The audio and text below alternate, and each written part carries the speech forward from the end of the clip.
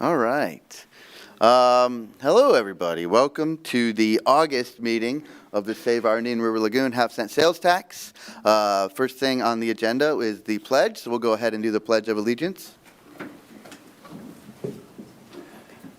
I pledge allegiance to the flag of the United States of America and to the republic for which it stands, one nation, under God, indivisible, with liberty and justice for all.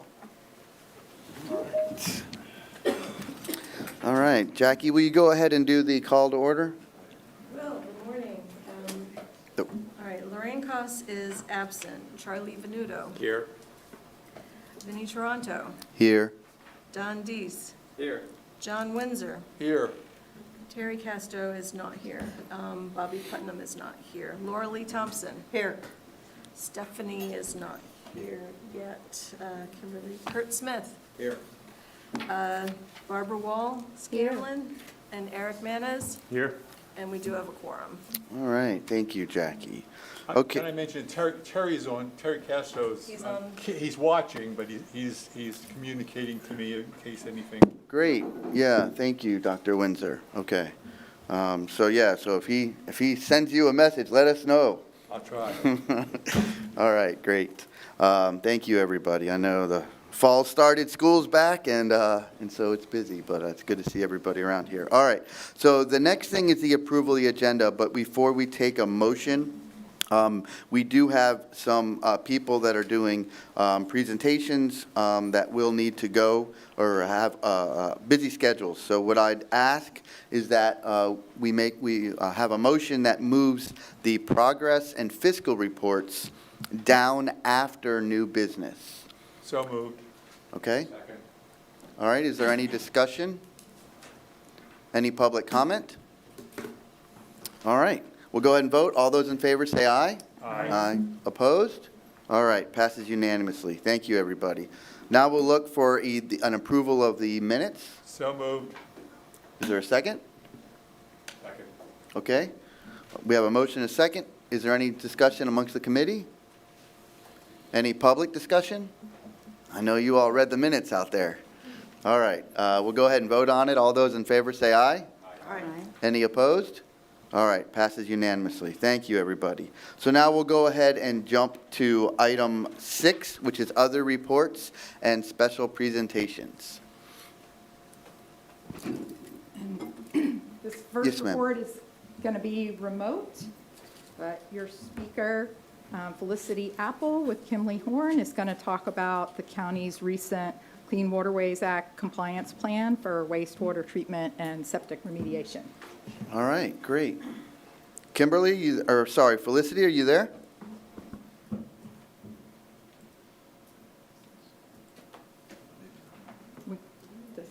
Is she muted? Yeah, Felicity, you're muted. Hey, I'm sorry, I had us muted Okay. on that Zoom call. Hey, Oh, Virginia, Yes. you all look like you're looking expectantly. We cannot hear you guys at all, so I was going by facial expressions that maybe you were waiting for me to talk. Apologies. well read, Felicity. Can you hear me now? Good morning. Good morning. You guys, it looks like you're muted. Can you hear me? Hello. Hey, you guys are muted Hello, in the top yes. right corner. It's that little icon that has a mic. It's next to it. Felicity, can you hear us now? No, it's Yes, now I can. All right. Trying to figure out how to get a hold of Virginia to let her know. Yeah. So. I know. Well done on the facial reading. The FBI might like you to sit in some interviews. So awesome. Thank you very much, Felicity, for your time, and you have the floor. Excellent. Thank you. Give me just 1 second to get my screen shared here. Right.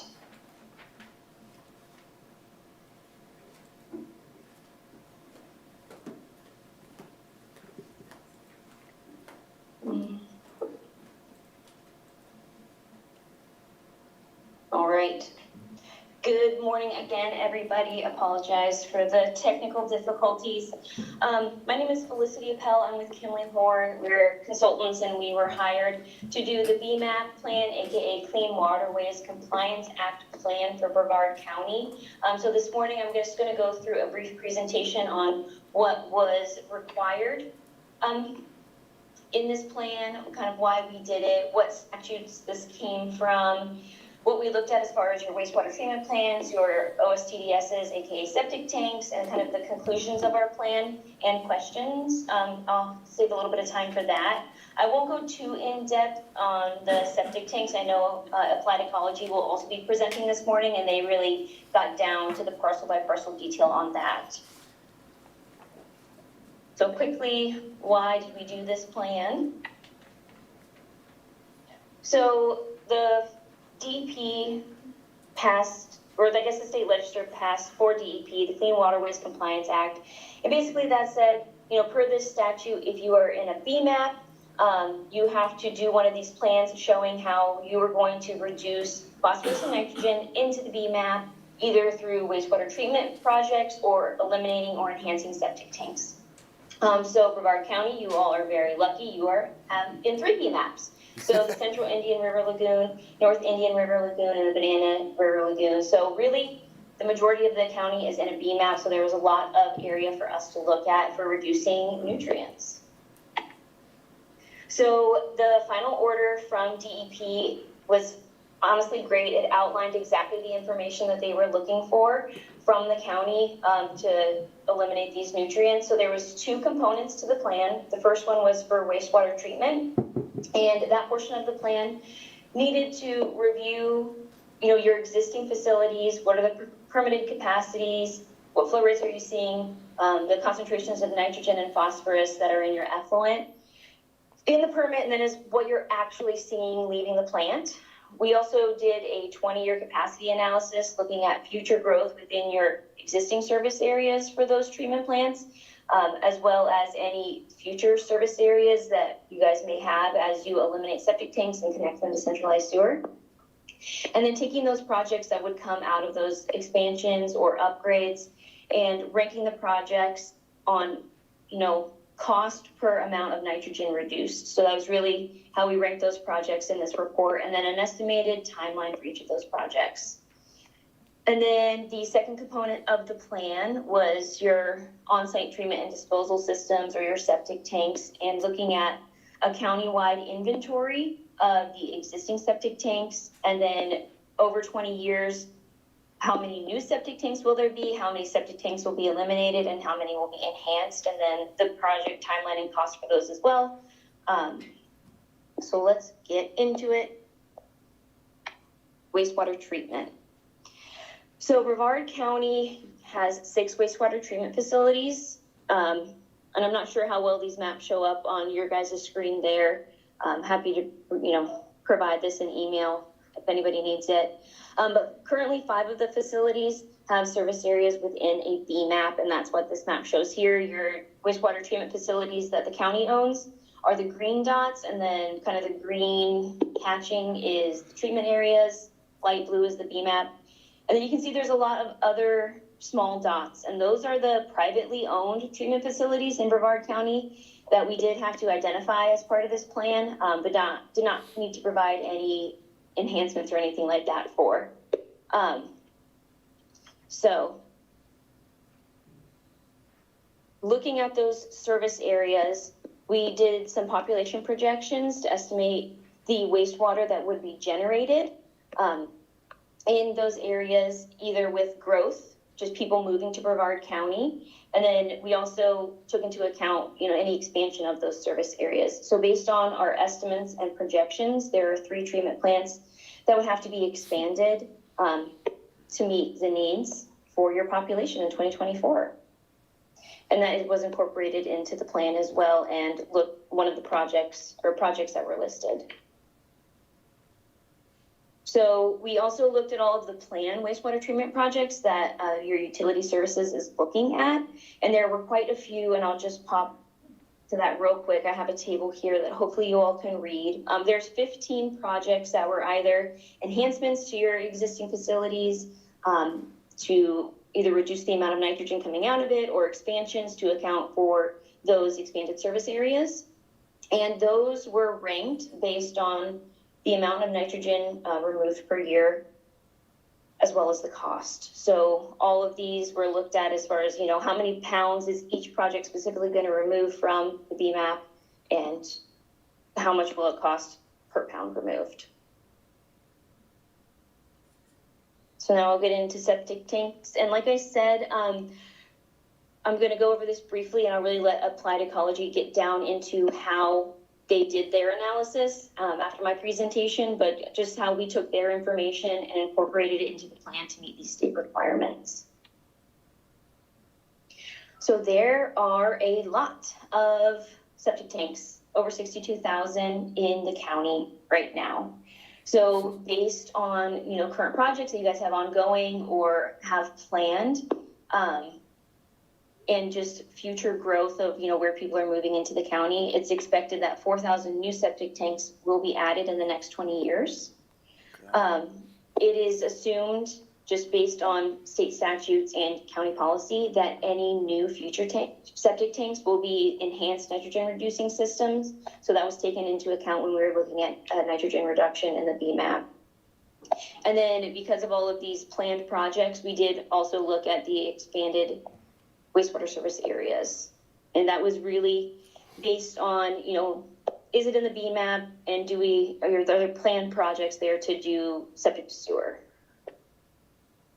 So you can kind of see the map on the left was one that I showed previously with the existing service areas, but this one also has orange septic tanks added. So anywhere where you're seeing that sort of burnt orange color is existing septic tanks.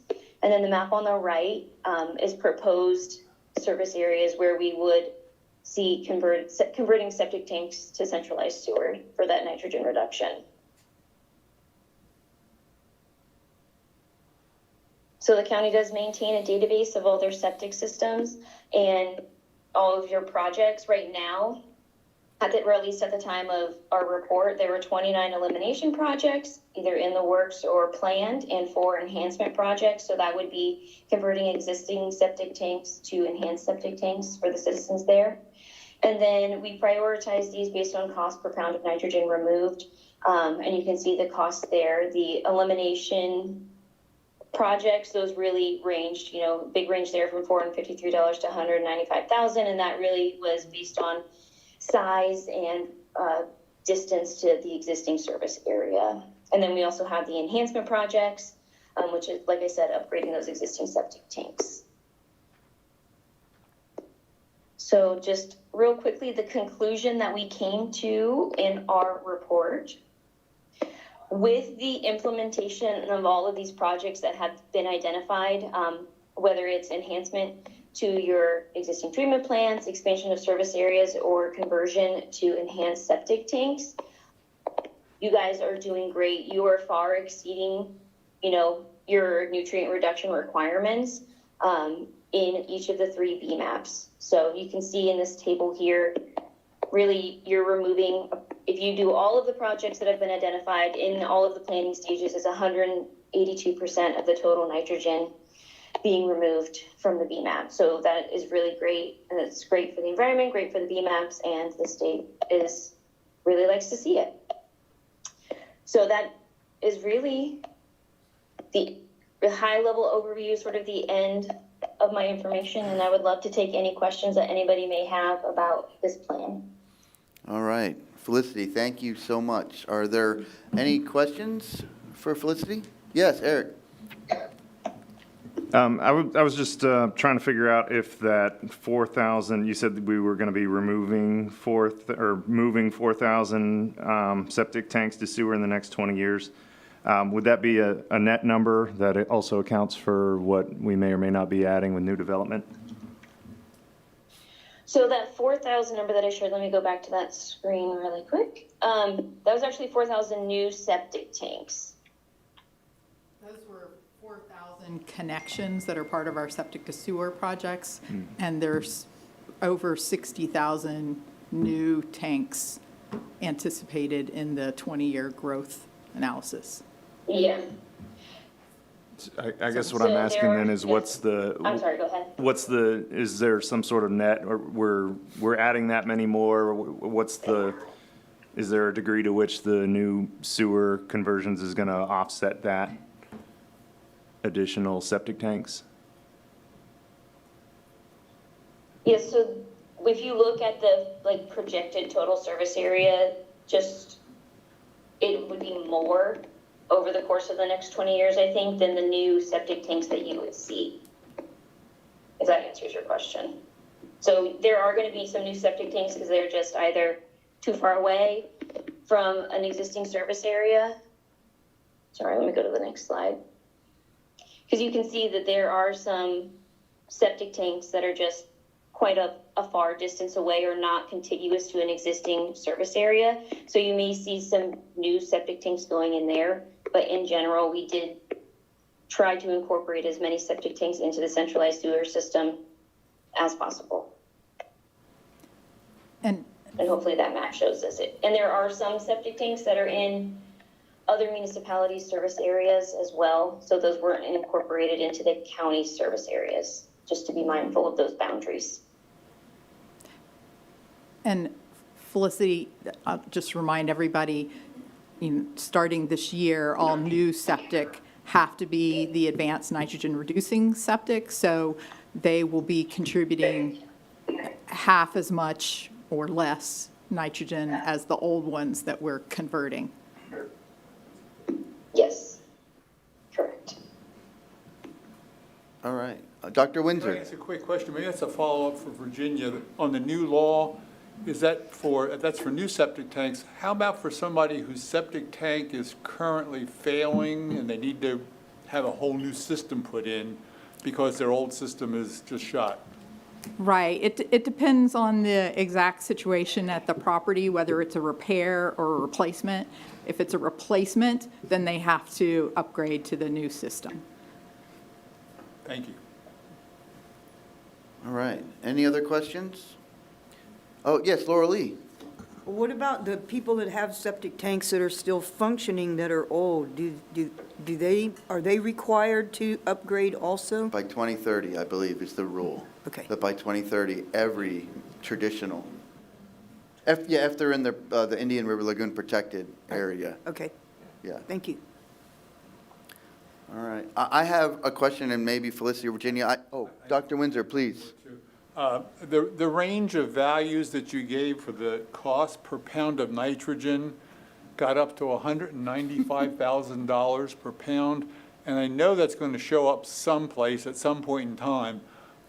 Can you explain the $195,251, and maybe we should have alongside that what an average value is instead of just that range of values? Yeah, no problem. Give me just 1 second. So those numbers came from our tables that were in our plan. If you give me just 1 second, I can share that with you. So there were 29 different projects that were identified, and it really is based on the number of septic tanks. So on that low end, that 453, that is for a small project in South Beaches that is eliminating 37 septic tanks. And then when you go down to the end, the more expensive one, that is for the conversion of a whole area called River Walk Park. So those numbers, there's a table, and let me share my screen really quick. I can share that with you. But it is in our final plan here. It's table 8.8-2, the elimination projects, and you can see all of them that kind of show you what's being eliminated, the cost, and the amount of nitrogen removed, and all of those projects are in here. Down to the most expensive, which is why it was ranked last.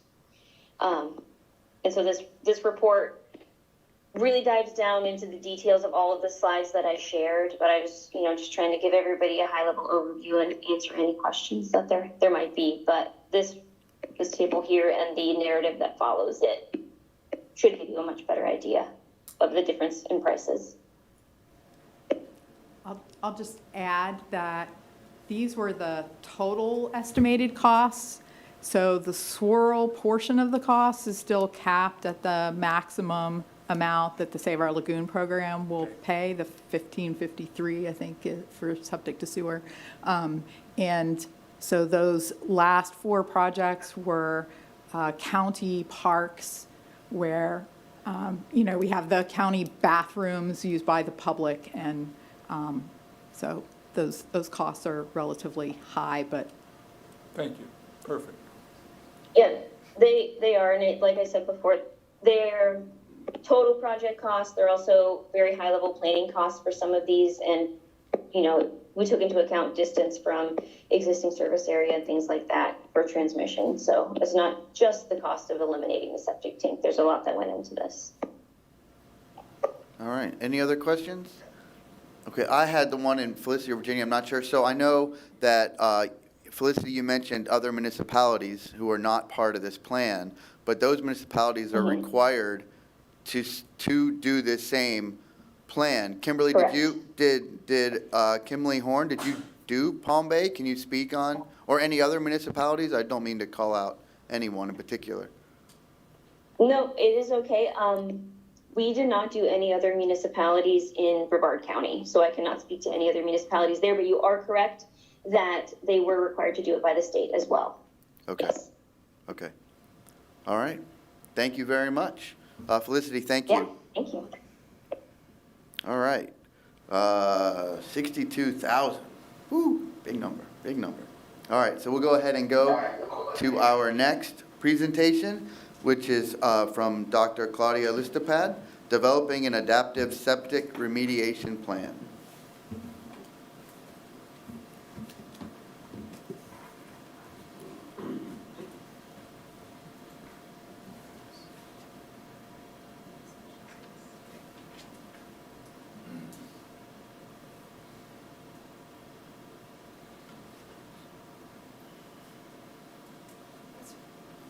that's Rockledge. Oh, sorry. Sorry. I'm on it today. By all means.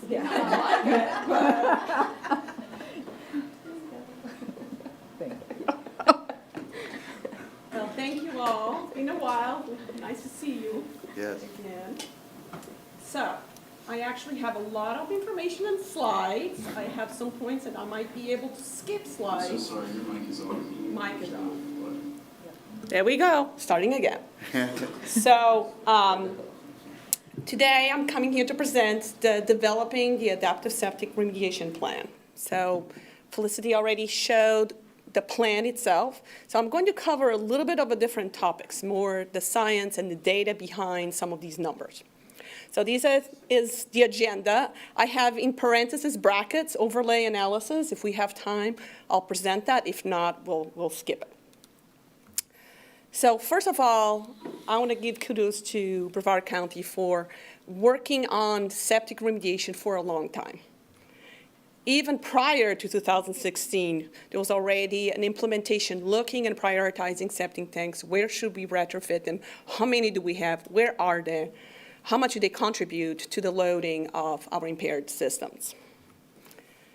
So these are some dates in here, 2016. This was the first time we were looking at the septic, doing an initial inventory, prioritizing it, and that went into the assisted with the Save Our Lagoon plan. In 2018, as a reminder, there was a moratorium put in place, which ended up being a permanent ordinance on areas where you could not have the traditional septic tanks.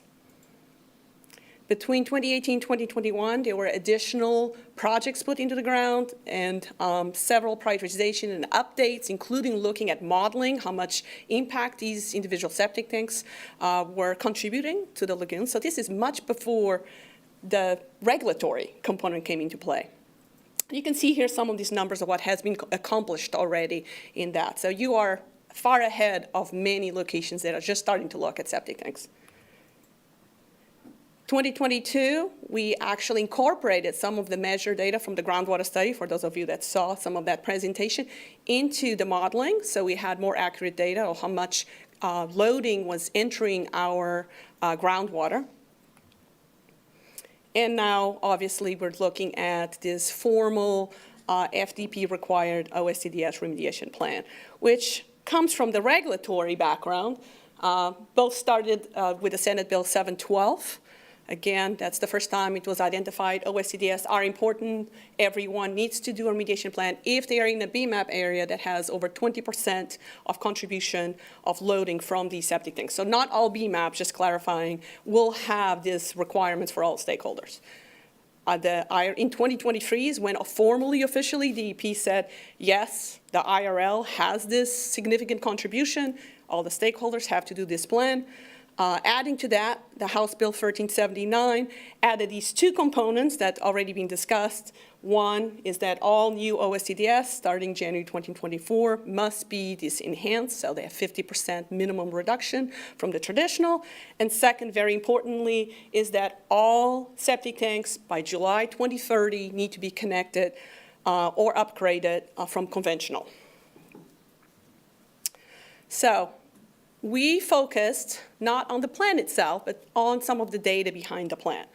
So 4 objectives that I'm going to try going very quickly and show you some of those results, the methods and results. 1, updating the inventory. So we have the last time we did inventory was several years ago. There's been quite a bit of development, as you've noticed, so updating and trying to get some real numbers on that. Second, actually, very interestingly, is to look at what is the future inventory going to look like. So if we're going to project into the future, we need to know how many more septic tanks, how many people are going to come into here. Third, then we're going to associate loadings to these, both to the current and the future. And fourth, if we have time, I'll go over the overlay to look at if we protected certain areas of the counting, how much would that cost and how much benefit, how much loading would we prevent from entering the lagoon? Septic inventory. So these are some of the data sources we use, particularly for the current inventory. So what is right now there? We have, as I mentioned, done a prior inventory. So we use available data, we use DOH data, we use wastewater infrastructure data, especially if we had received that from municipalities. So this wasn't an effort just unincorporated. We included all the city data that we could. We looked at the consumption billing data to cross-check, and then we did some additional validation by looking at the data. So quite a lot of effort associated with doing that. In addition to that, we also then did a future wastewater assignment methods. It's an interesting one. So we had to make a lot of assumptions. One, we assumed that someone was on sewer now, they're going to be on sewer in the future. They're not going to go backwards, right? All undeveloped parcels that had the potential to be developed, so we went through that effort to say, it could potentially be developed if it's vacant currently. We had to assign a wastewater treatment type, and we followed some of the general rules. So if we saw infrastructure within a certain distance, we would assume they're going to be connected. There was also a mandatory connection distance. We used that. If they were embedded in a neighborhood that had sewer everywhere, we assumed it would be on sewer. If we were at a certain distance, then we assumed it would be on septic. Very general. There's a lot of details behind this that I skipped, but just for simplicity's sake. So these are the numbers that you saw previously, just associated with the plan. Just to give you the numbers divided by region. So everything we do when we're looking at the modeling of the loads, we divide by region because different regions have different contributions. Just to give you an idea, 62,000 septic tanks currently. Future, which is maximum developed potential. So if we developed everything that's available to be developed, we were looking at 126,000, almost 127,000 new septic tanks. Quite a big increase. These are maps that show the spatial distribution. So I'll go relatively quickly through those just to give you an idea. So obviously these are not spread out equally across these regions. The maps, the left shows current, the right shows the future. The yellow is residential. We actually assigned which septic tanks would be associated with residential and which ones would be associated with non-residential, so commercial, industrial, institutional. And those are in red. So you can kind of, if you focus left versus right, you can kind of see it fill in. So future. Beachside, you can barely see a difference. The main reason for that is mostly developed already. There are a few added on, but it's hard to see in a map. Mainland north, you can clearly see it getting filled in, mostly residential. Mainland south. This is the Melbourne-Tillman area. Clearly see an increase. And so just giving those, so that's the inventory, future, current, and future. Then the next step is obviously associating how much they load. For that, we actually use the extensive modeling efforts we had previously conducted, and I know I presented, it's been probably a couple of years on it, so really, in summary, we found out there's 3 key variables that affect the loading from each septic tank reaching the lagoon. One, where they were located, actually, when we modeled, and a lot of it has to do with the geology of Brevard County. Second, the distance to water. That makes sense. The closer you are, most likely is going to reach the impaired water. And third, very importantly, the soil hydraulic conductance. So the soil type makes a huge difference. So based on that, we had actually ran hundreds of simulations for septic tanks, and we aggregated those results and created an index that basically said, based on where it's located, how far it is from the water, and the soil type, on average, this is the number of loading that this septic tank. We use those numbers and assign to septic inventory currently. So that's just an example of what we look at. And for example, you might have a mean of 13 pounds per year for this specific septic tank. Then we went through an effort of adding and assigning equivalent residential units. You probably have heard of ERUs, used a lot for stormwater fee, for example. Not all parcels are equivalent. They don't all load the same. Some of these parcels were, for example, multifamily. They're in one place, and we know certainly a single family versus a triplex would load differently. So we actually assigned ERUs for both the current and future inventory. For residential, that's relatively simple because the property appraiser captures that. For example, if it's a parcel, it's a condo, there's 56 units, that's 56 ERUs. For non-residential, we actually went through and used water bill to make a regression where we could say, well, in general, a single-family home uses this much water, they're 1 ERU. So if a commercial property uses X amount of water, then they are now 5 times as much water, they are 5 ERUs. So we actually assigned to the non-residential ERUs as well, so that we could compare fairly both residential and non-residential parcels. We also adjusted the loads based on, well, obviously, the ERUs, 2, based on were they enhanced already. So we look at the OH database, and some of these septic tanks had already been upgraded or they were advanced. We gave them a 50% reduction. And third, those located in areas that had been rediverted to the St. John's, such as some of the area around the Melbourne-Tillman, they received a 50% reduction because about 50% of the flows and volumes are now being rediverted to the St. John's River. So results, in summary, this is what loads look like. In blue, that's current.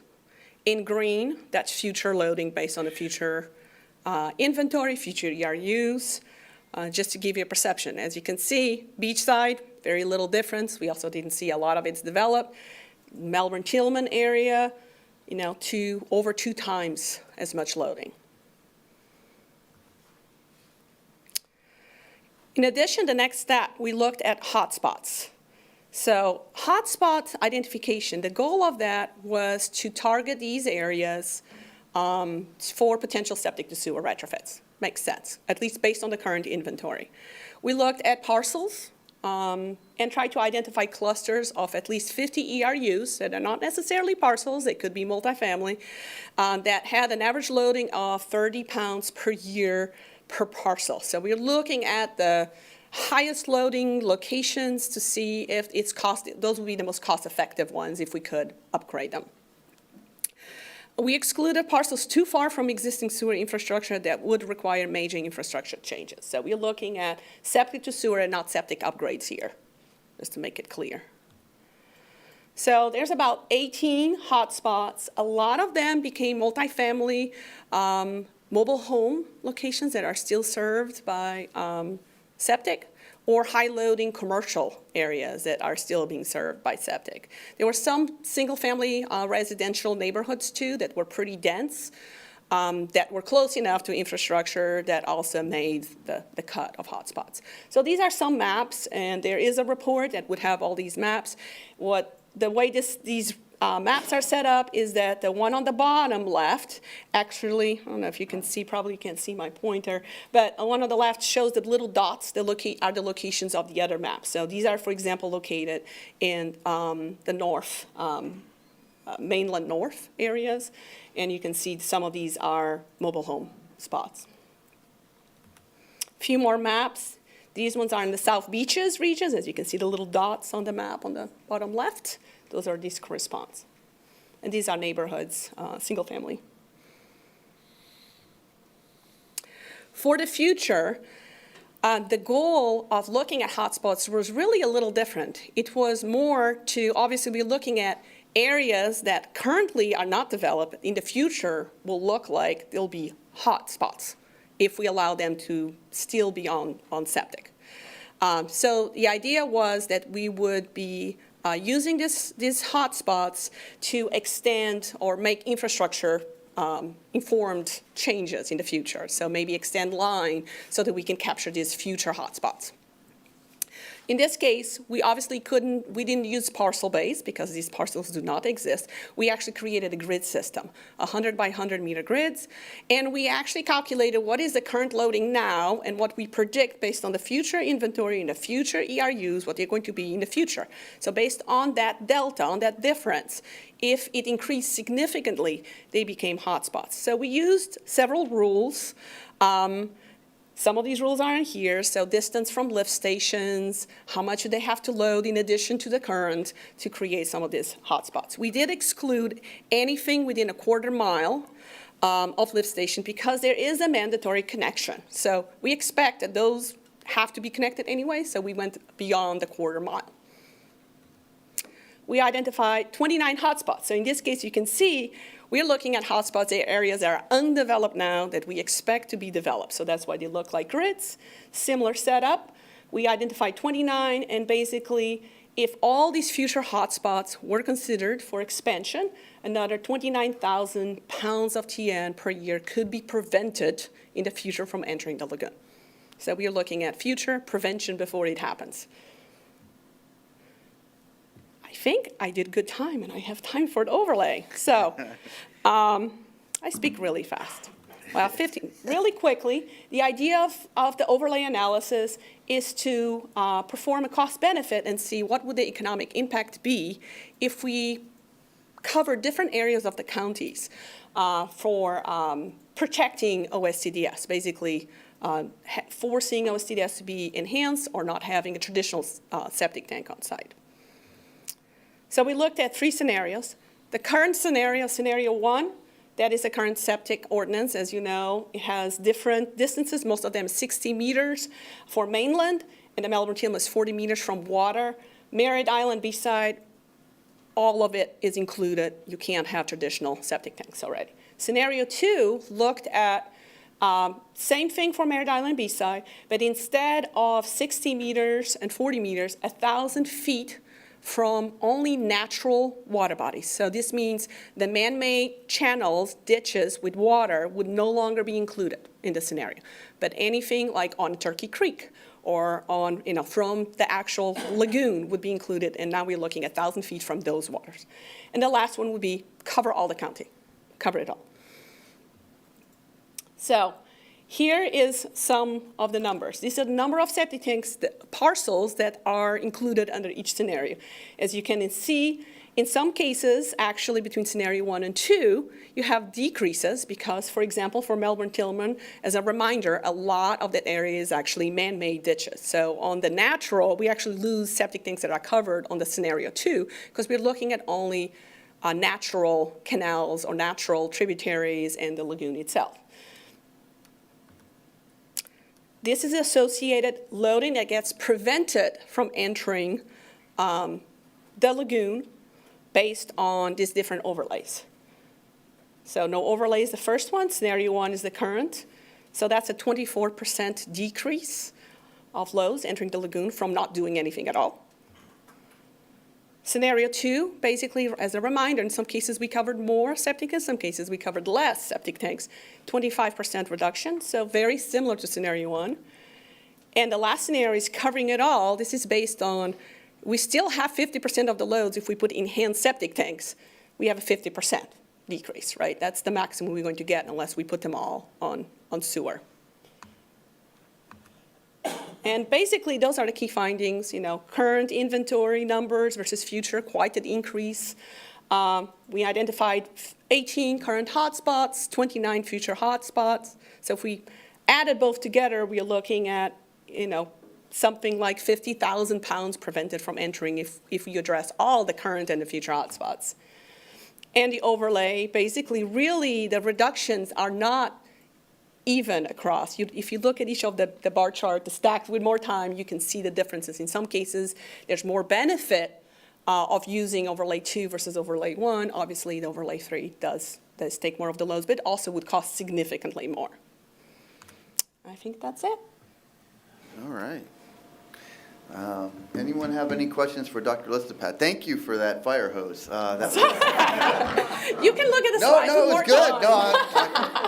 No, riveting. Does anybody have any questions for Dr. Listopad? They're all still processing the data. I have one geek out question on the modeling. So any land that was vacant, you didn't look at its zoning for numbers. You did. But then what's the difference between the grid system and the vacant land? Because you said if it wasn't developed, you used the grid system. Yeah, I didn't go through all the details of the process. I know. It's actually a very extensive process. So what we did was we actually looked. And we can talk about this later. No. In general, it's a good question. It's a great question because we fought very hard, had to really think about how to and while best you're do going that. through your descriptions, because my other question was going to be, did you look at future land use? So maybe in your description you can Definitely, include. yes. So what we did was we looked at the future land use. Okay. Now, bear in mind that a lot of the parcels, at least the biggest vacant parcels that have the highest potential of being developed are large. They're going to be subdivided. Yeah. Many times the future land use does not actually indicate maximum zoning, a maximum number of units in that. So we actually went through a process where we divided any parcel that was bigger than an acre into 1 acre lots, and then we assigned the overlay, the future land use to it. If it had a density and said, 5 units per acre, that is what we assigned to it. And we assumed there'll be 5 ERUs in that particular acre. So we made maximum. So we absolutely use future land use, and that's how we made the decision. It's residential, it's commercial, it's going to be institutional. Some cases we had numbers associated with the density. In some cases we had to make some assumptions and went for the worst case scenario. So our numbers are based worst case, most developed. Okay. They could have wetlands. They're going to do a wetland impact. They're going to get a permit. Yeah. We didn't go through. There was very few that we basically said, no, it will never be developed because it's federal land. But by dividing the big parcels into little 1 acre grids, it was possible to say, well, this side that's closer to the lagoon is going to load more Correct. than this side over here that isn't. Because otherwise the modeling would be off, right? Some of these parcels were huge, 100-acre parcels, and your distance. So I wanted to add for each one acre was the maximum size. We actually assigned the loading to that and made an assumption it would be 5 ERUs or 1. It's going to be a commercial developed. So yes, we use future land use and the densities associated with the current future land use. Of course, we know that land uses can change. Of course, yeah. So. Okay. All right, thank you. Any other questions? All right. Thank you very much, Dr. Listopad. Thank you. All right, we'll go on to the final presentation for today, Rockledge Flow Equalization Basin Project by Brenda Keenan.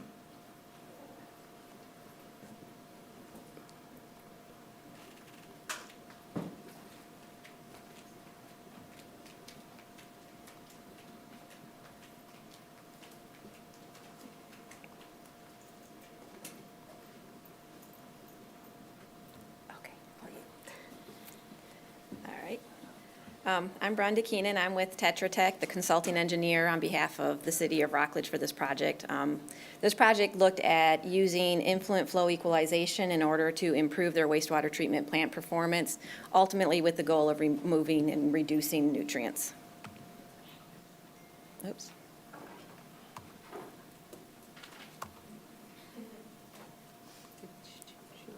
What it? Oh, there we go, okay. City of Rockledge is in Brevard County, south of Cocoa, right along the Indian River, as you can see here. It's an extended aeration oxidation ditch system designed originally to treat organics. Currently, water from within the city's wastewater service area is collected, transmitted to the facility where it undergoes preliminary treatment, an activated sludge process with clarification, and then high-level disinfection, which includes filtration and disinfection prior to being disposed of in the city's reuse system. They also have the ability to dispose of effluent in a deep injection well, which is located there on their site, with a backup discharge, which we'll talk about a little bit later on. This project is adding flow equalization, which is a unit process that's falling in between the headworks and the activated sludge process, with ultimately with the goal of making ideal or more ideal conditions for the activated sludge process is really where the magic of the wastewater treatment process happens. So what drove this project? In 2021, the latest B map for the North Indian River Lagoon came out, in which it indicated that reclaimed water that is used in the area was going to reduce the nutrient requirements for the effluent disposal. But really the city started this process back in 2018, 2019. They really saw the value in not only reducing and improving the water quality of the Indian River Lagoon, and wanted to be active participants. So in 2019, they approached Tetra Tech. They asked us, look, what can we do cost effectively in order to reduce nutrients coming from our wastewater treatment facility? The city's current main form of disposal is public access reuse. The way that this water enters the Indian River Lagoon is basically residents, commercial properties, they irrigate their property. It either percolates down into the groundwater, ultimately leading to the Indian River Lagoon, or from surface water discharge, it'll make its way over to the Indian River. Access water that's not needed due to low demands in the reclaimed water system, wet seasons, just having extra flow coming in, gets disposed of in the deep injection well. As part of that, there is a requirement in order for the city every 5 years to do a mechanical integrity testing of their deep injection well, which they do have a backup surface water discharge, which allows them to, during this 5-day testing period. You can X. Oh. She's gone now, and then they can see your whole. Oh, no. No. Oops. Uh-oh, now I really messed it up. No. Okay. No, you're good. She left. Halfway there. There we go. Okay. Now I just cut everybody off. Yeah. So they do have the ability, if they need to during that 5 days, discharge directly to the Indian River. However, they haven't discharged directly since 1996, so well over 20 years. So really this project was focusing on reducing nutrients through the reclaimed water disposal. So let's start by talking about what is flow equalization. It's actually a very simple process. Basically, for the city of Rockledge, it consists of a concrete structure. It's got 2 basins. It's got mechanical equipment in there for mixing it, and then transfer pumps that ultimately control the flow to the downstream processes. What's the concept behind it? Really what this is doing is the goal is to not only attenuate flows, but nutrient loads to the unit process, to the activated sludge process, to stabilize and make it easier to control from an operations standpoint. Keep in mind, this is a biological process. It has a mind of its own to some extent, so anything that you can do to minimize any type of fluctuations or shocks through the process helps the overall performance. So here you have a typical daily flow pattern coming to the plant. You can see 12 o'clock, everyone's sleeping, flows coming into the plant stay low. 6 o'clock, people are getting up, they're getting ready, going to work, kids are getting ready for school. 10 o'clock starts to settle down, flows to the plant start to come down. And then again, dinner time, everyone's home eating, flows go up. So you can see that there's a significant variation coming into the plant through any part of the time of the day. The ideal here is to take that center line, find your average flow that's coming into the plant, and maintain a constant flow coming out of this tank. Basically, this is just attenuating the hydraulic and the organic surges and maintaining a consistent wastewater quality coming to the plant. Rockledge in this project is also returning activated sludge to the EQ, and that really is just to kind of jumpstart the biological treatment process before it actually reaches the dedicated oxidation ditch. So here you can see when the flows are higher than the average day flow, the tank just sits there, it fills. When the flows come down, they start pumping from the tank, and that's how they're able to maintain that constant flow. Same thing with your nitrogen or any nutrient, but for this case, we really focused on the nitrogen. It comes in at various concentrations, and the same thing, you're going to mix it and maintain that constant steady feed to ultimately improve the effluent quality. As discussed, this really comes down to just providing something stable so that the operators can hone in on the ideal operating conditions, DO, mixed liquor concentrations, that type of thing, recycle rates and everything, and really just to keep what I like to call the bugs in the system happy. It also reduces operational problems that are faced often at wastewater treatment plants, such as foaming, scum formation, and any upsets. So what does this mean for the city of Rockledge? The city of Rockledge, we're currently looking at, they're at an average flow of about 2 MGD. Currently, they're averaging about 8 milligrams per liter coming out of the wastewater treatment plant. Process modeling was completed to simulate the impact of this improvement to the plant, and it was determined that they're going to reach probably just over 3 milligrams per liter possibly of effluent quality coming out of the oxidation ditch just by implementing flow equalization and adding a little bit of RAS back to that process. And what does that mean for the Indian River Lagoon? It means that just from the reclaimed water system, they're going to reduce their impact by just over 7,400 pounds per year. So overall, this project is about just over $10.3 million with partners such as the Save Our Indian River Lagoon Grant and the St. Johns River Management District, totaling about 40% of the cost, and with the city contributing the remaining cost of the project. Again, I mentioned that the planning kind of started. They reached out to Tetra Tech in 2019. We finished our process modeling and developed our recommendations and submitted that to the city in 2020. They proceeded with the design shortly thereafter. Design was completed in 2021. Bid opened. Long and behold, prices came in higher than anticipated, so we had a little bit of a lag between the bid opening and the city being able to give the contractor the notice to proceed. They had to kind of, regroup and figure out, is this a project that can proceed? Luckily, with partners such as Save Our Indian River Lagoon and the commitment of the city, they were able to come up with the funds because they knew how important this project was to them and, their contributions. So they went ahead, the patience of the contractor, they held out for quite a long time to work with the city, and construction began 2022. The original construction project was estimated at about 18 months due to, again, the time leads, long lead items, labor shortages. We're running about a year behind schedule, but we are looking at hopefully hitting substantial completion here shortly next month and finally completion here in October. So what's next for Rockledge? I think everybody's aware that the Senate bills 712 and Senate Bill 64, which impact the direct discharge to the Indian River Lagoon, doesn't really apply to the city of Rockledge because they haven't used that in over 20 years.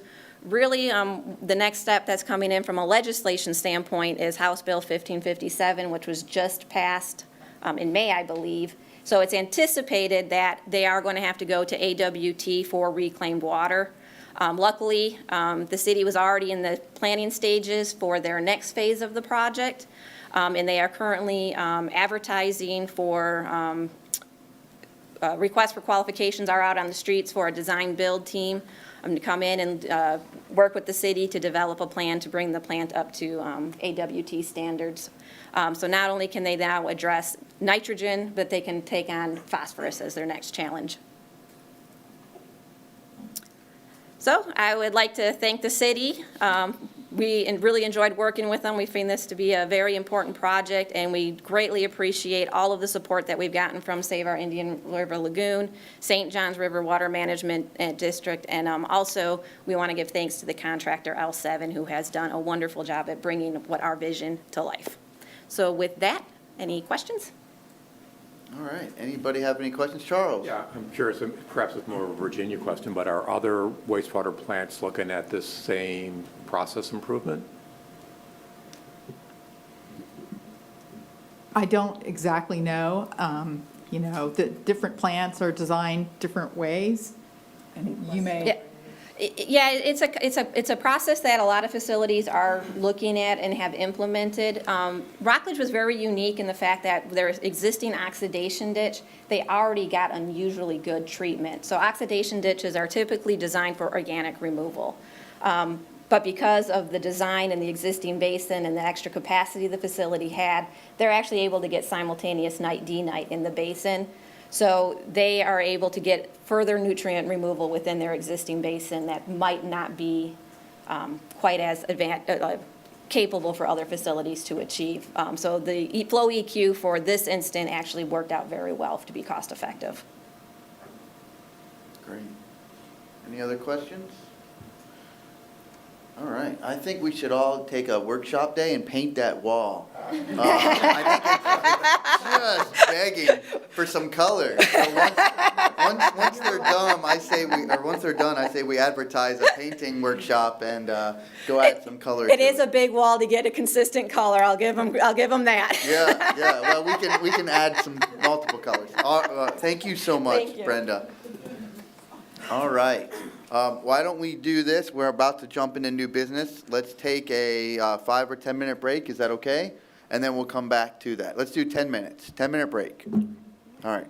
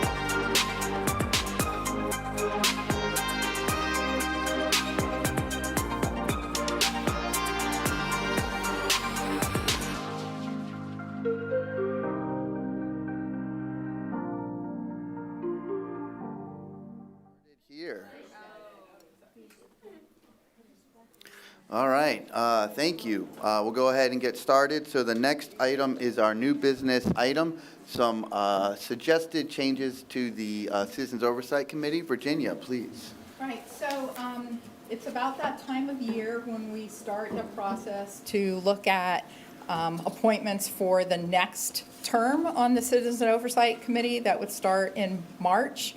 But because of the process that it takes to make that happen, we really need to start that process in September, just a couple weeks from now.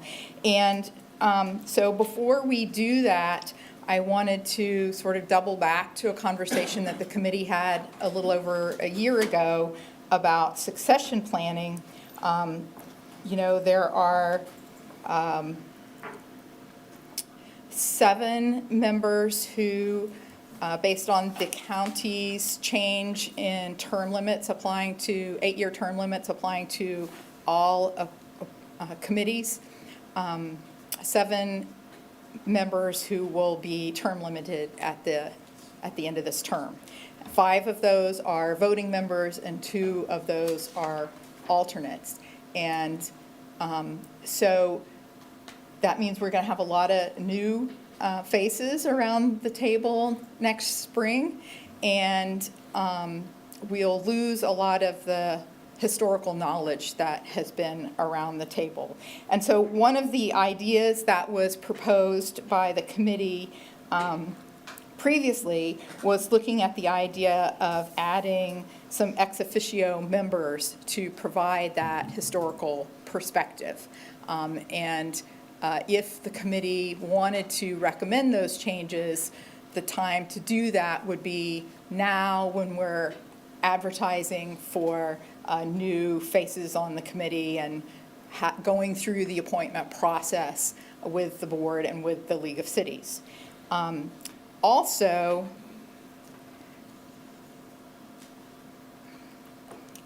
the current committee structure is made up of these 7, representing these 7 different fields of expertise: science, technology, lagoon advocacy, tourism, education, finance, and real estate. And fortunately, right now we have Laura Lee Thompson with her history of fishing and a lot of years of boating on the lagoon, and Kurt Smith, a lot of boating on the lagoon. We have those voices around the committee, but not called out specifically as a field of expertise. And so, you know, if that oversight or other changes, other voices that you feel are important to hear from the lagoon that aren't around the table, the way to address that would be changing the ordinance regarding what the fields of expertise should do. And since there will be so many vacancies at the end of this term, this would be the time to change that up. You wouldn't be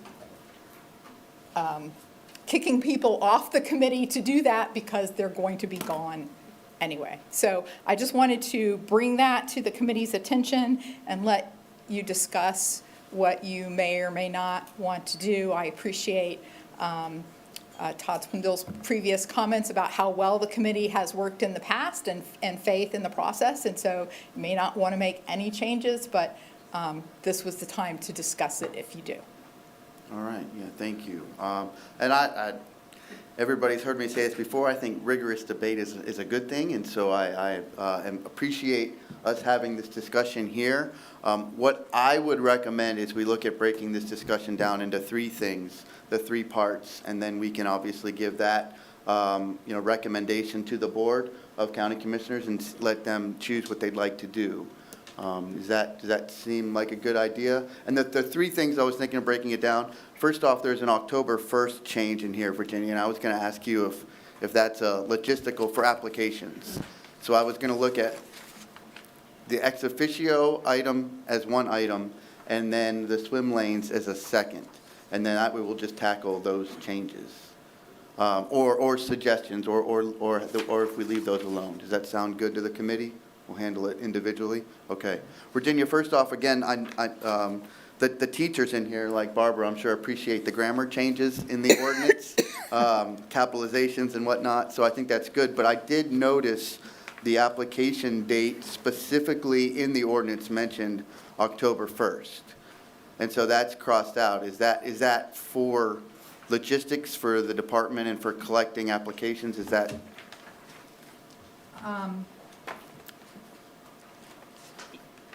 Yeah, just, I mean, we really need to start in September, so.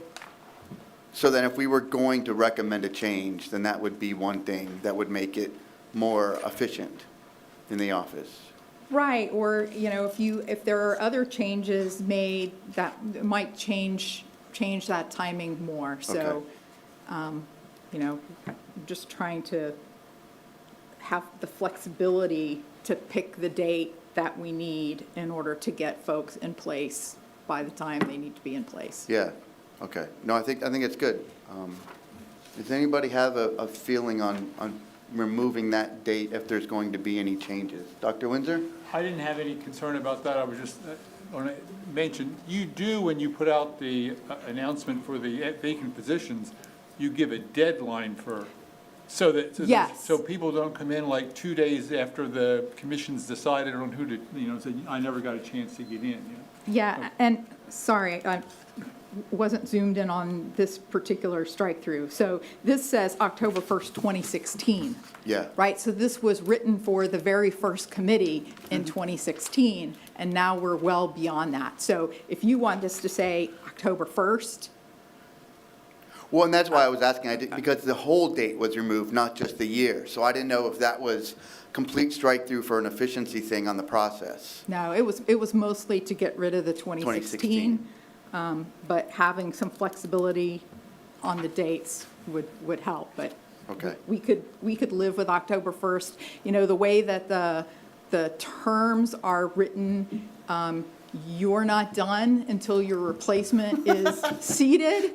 And so, you know, if we're late because of that deadline, you know, You're then. serving more. Then we're late, yeah, yes. Okay, all right. Well, I think that issue, Todd, did you have something? Yeah, I support just removing the date, because, I mean, if we know term limits and, you know, that staff has lots of things to work toward. And Agreed. there could be meeting adjustments or other factors that, you know, staff in general is going to be planning toward that end date, and so I don't think it's a big deal to remove it, and gives more flexibility just to do the job they need to do. Okay.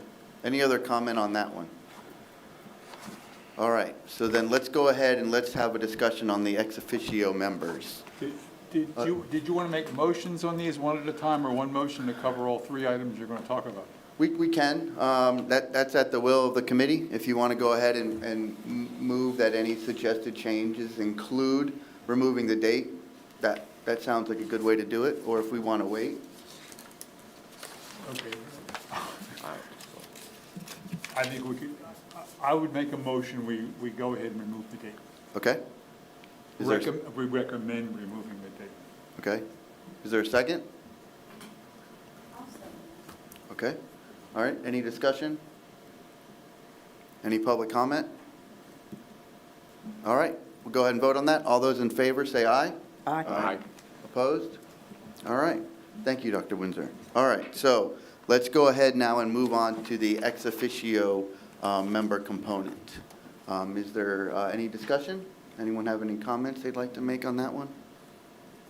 Barbara, please. I would just ask, is there a reason that there's only two?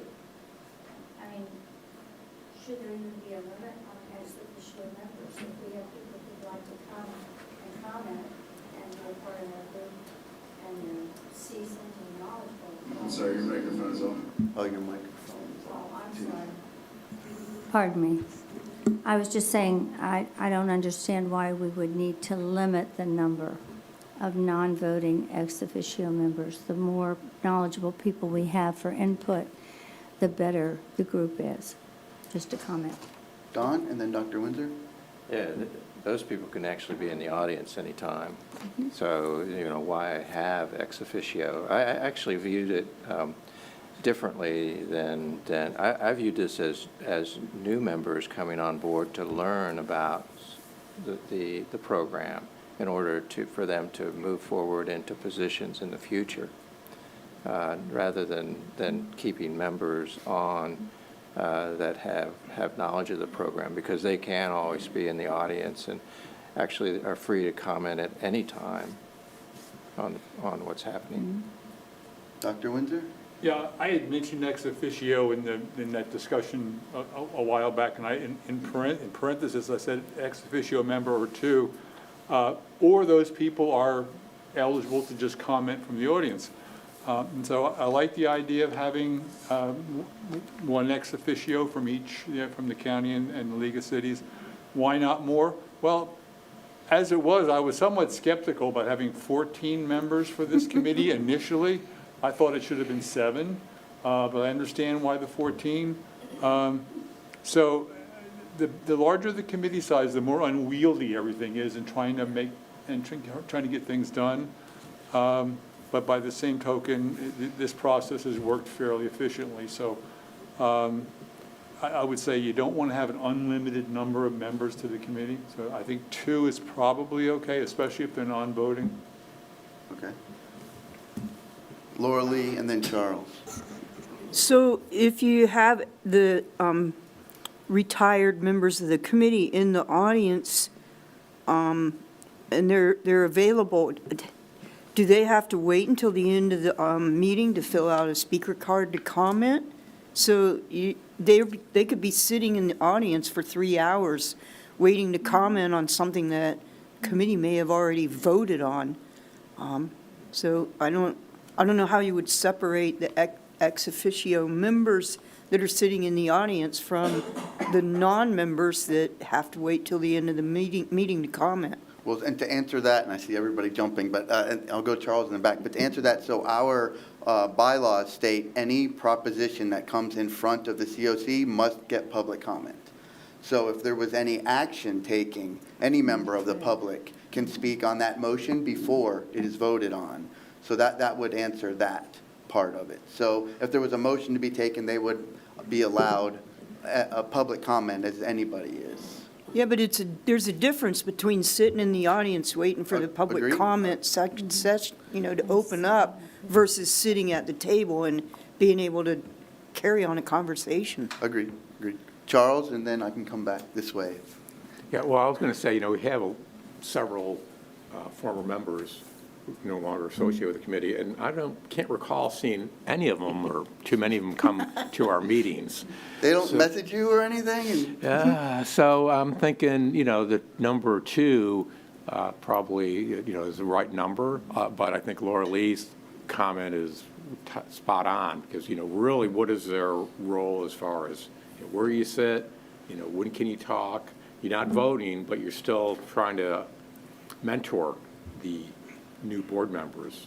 So there's just kind of a fine line that I think that position would need to have a better operational definition. All right, before we come back, can I just ask anybody who is terming off, if you plan on continuing to attend the meeting, would you signify either raising your hand or saying aye? Depends on the agenda. Okay, Charles and Todd. Dr. Windsor, you're not going to come back, really? My tendency is that it's just as easy for me to watch the TV and watch it from there, because I watch meetings all over the state all the time. It's not just this meeting that I'm obsessed with. And if I have an assignment, I'll do something. Yes, but, to come and listen sometimes for what I think are conversations that I don't need personally and that I'm not contributing to, I'm not sure sitting in the audience and waiting for 2 hours or 3 hours to make 3 minutes of public comment is a good use of my time, or, something, I feel like I have some function when I'm on the committee. Understood. And I understand why people who have turned off of this committee, they still make comments about things we do. I see it on their Facebook postings. They're still following the meetings. I'm not sure they see how they can help contribute to this committee. It's the committee's job to do these things. Yeah. Todd, did you I have? want to add to that, I'm much in the same boat, and my answer was depending on the agenda. So would I be here every meeting? No. Would I be here if there was something that was a real priority? Yes. But then just to clarify the whole ex officio thing, I'm on several different boards that do have ex officio members. And to clarify, if you are calling someone an ex officio and they're in the audience, then there's no use in having that. An ex officio on all the boards that I'm on, there's two, my employer as well as one of the national boards that I'm on that have ex officio. It is just that. It is someone, and it's basically they participate in every right and fashion other than voting.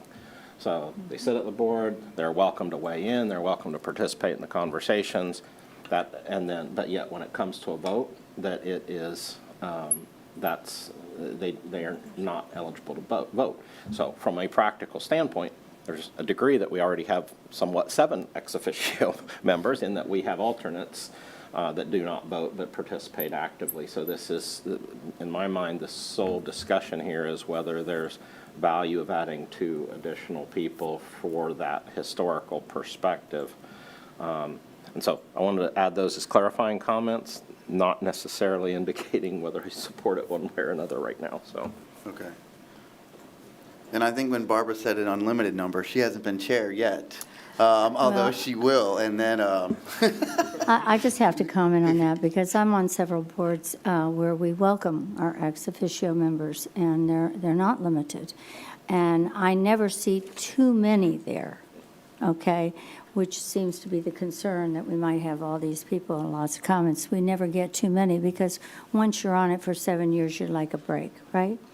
But I think, as you mentioned, if there's something really important, we should welcome whoever wants to come that's been on the committees before and welcome their comments. And it's easier to have them as allowed ex officio members sitting at the table, just to comment. and I think too, the remind that, there's a lot of work that happens outside these meetings, all of us do. And so emails to people that are on the committee or, calls after we've termed off can be helpful as well. So it seems to me almost like these 2 positions would be voluntold to be here at the meeting, and that would make their attendance a little bit more easier or more probable. I think it's an interesting concept. I had some conversations with Virginia and Don that I felt the chair could invite people to the table for that year as well. So it wouldn't necessarily need to be voted on by the board or by the league if the chair wanted to have, some additional historical reference at a table. But I do see a value in giving people that seat, which would then encourage them to show up. Any other comment? And then we'll look for motions on the ex officio. And I guess, too, just going back on the trying to define this, if we go forward with it, is it going to sunset? I mean, because if part of it, the reason of doing this is make sure you bring that institutional knowledge, especially for the new members, but does it get to a point where those new members are now, where we are at, and they may not need that mentoring? So maybe it's a 1-year term or 2-year term. Yeah, good question. Virginia, the way it's written, it doesn't mention anything about the ex officio term limits, even though members have a 2-year reappointment. Correct? So there's term duration and then term limits. Right, term limit. And so, yeah, there's none of that Neither of detail, those not are needed. detailed in the ex officio language, which I think are an interesting concept. Eric, did you have? Yeah, and it might be a little silly, I guess, but are is there any impact on quorum, having quorum of? They're not voting. Right, so, no, okay. That's it. Okay. Virginia.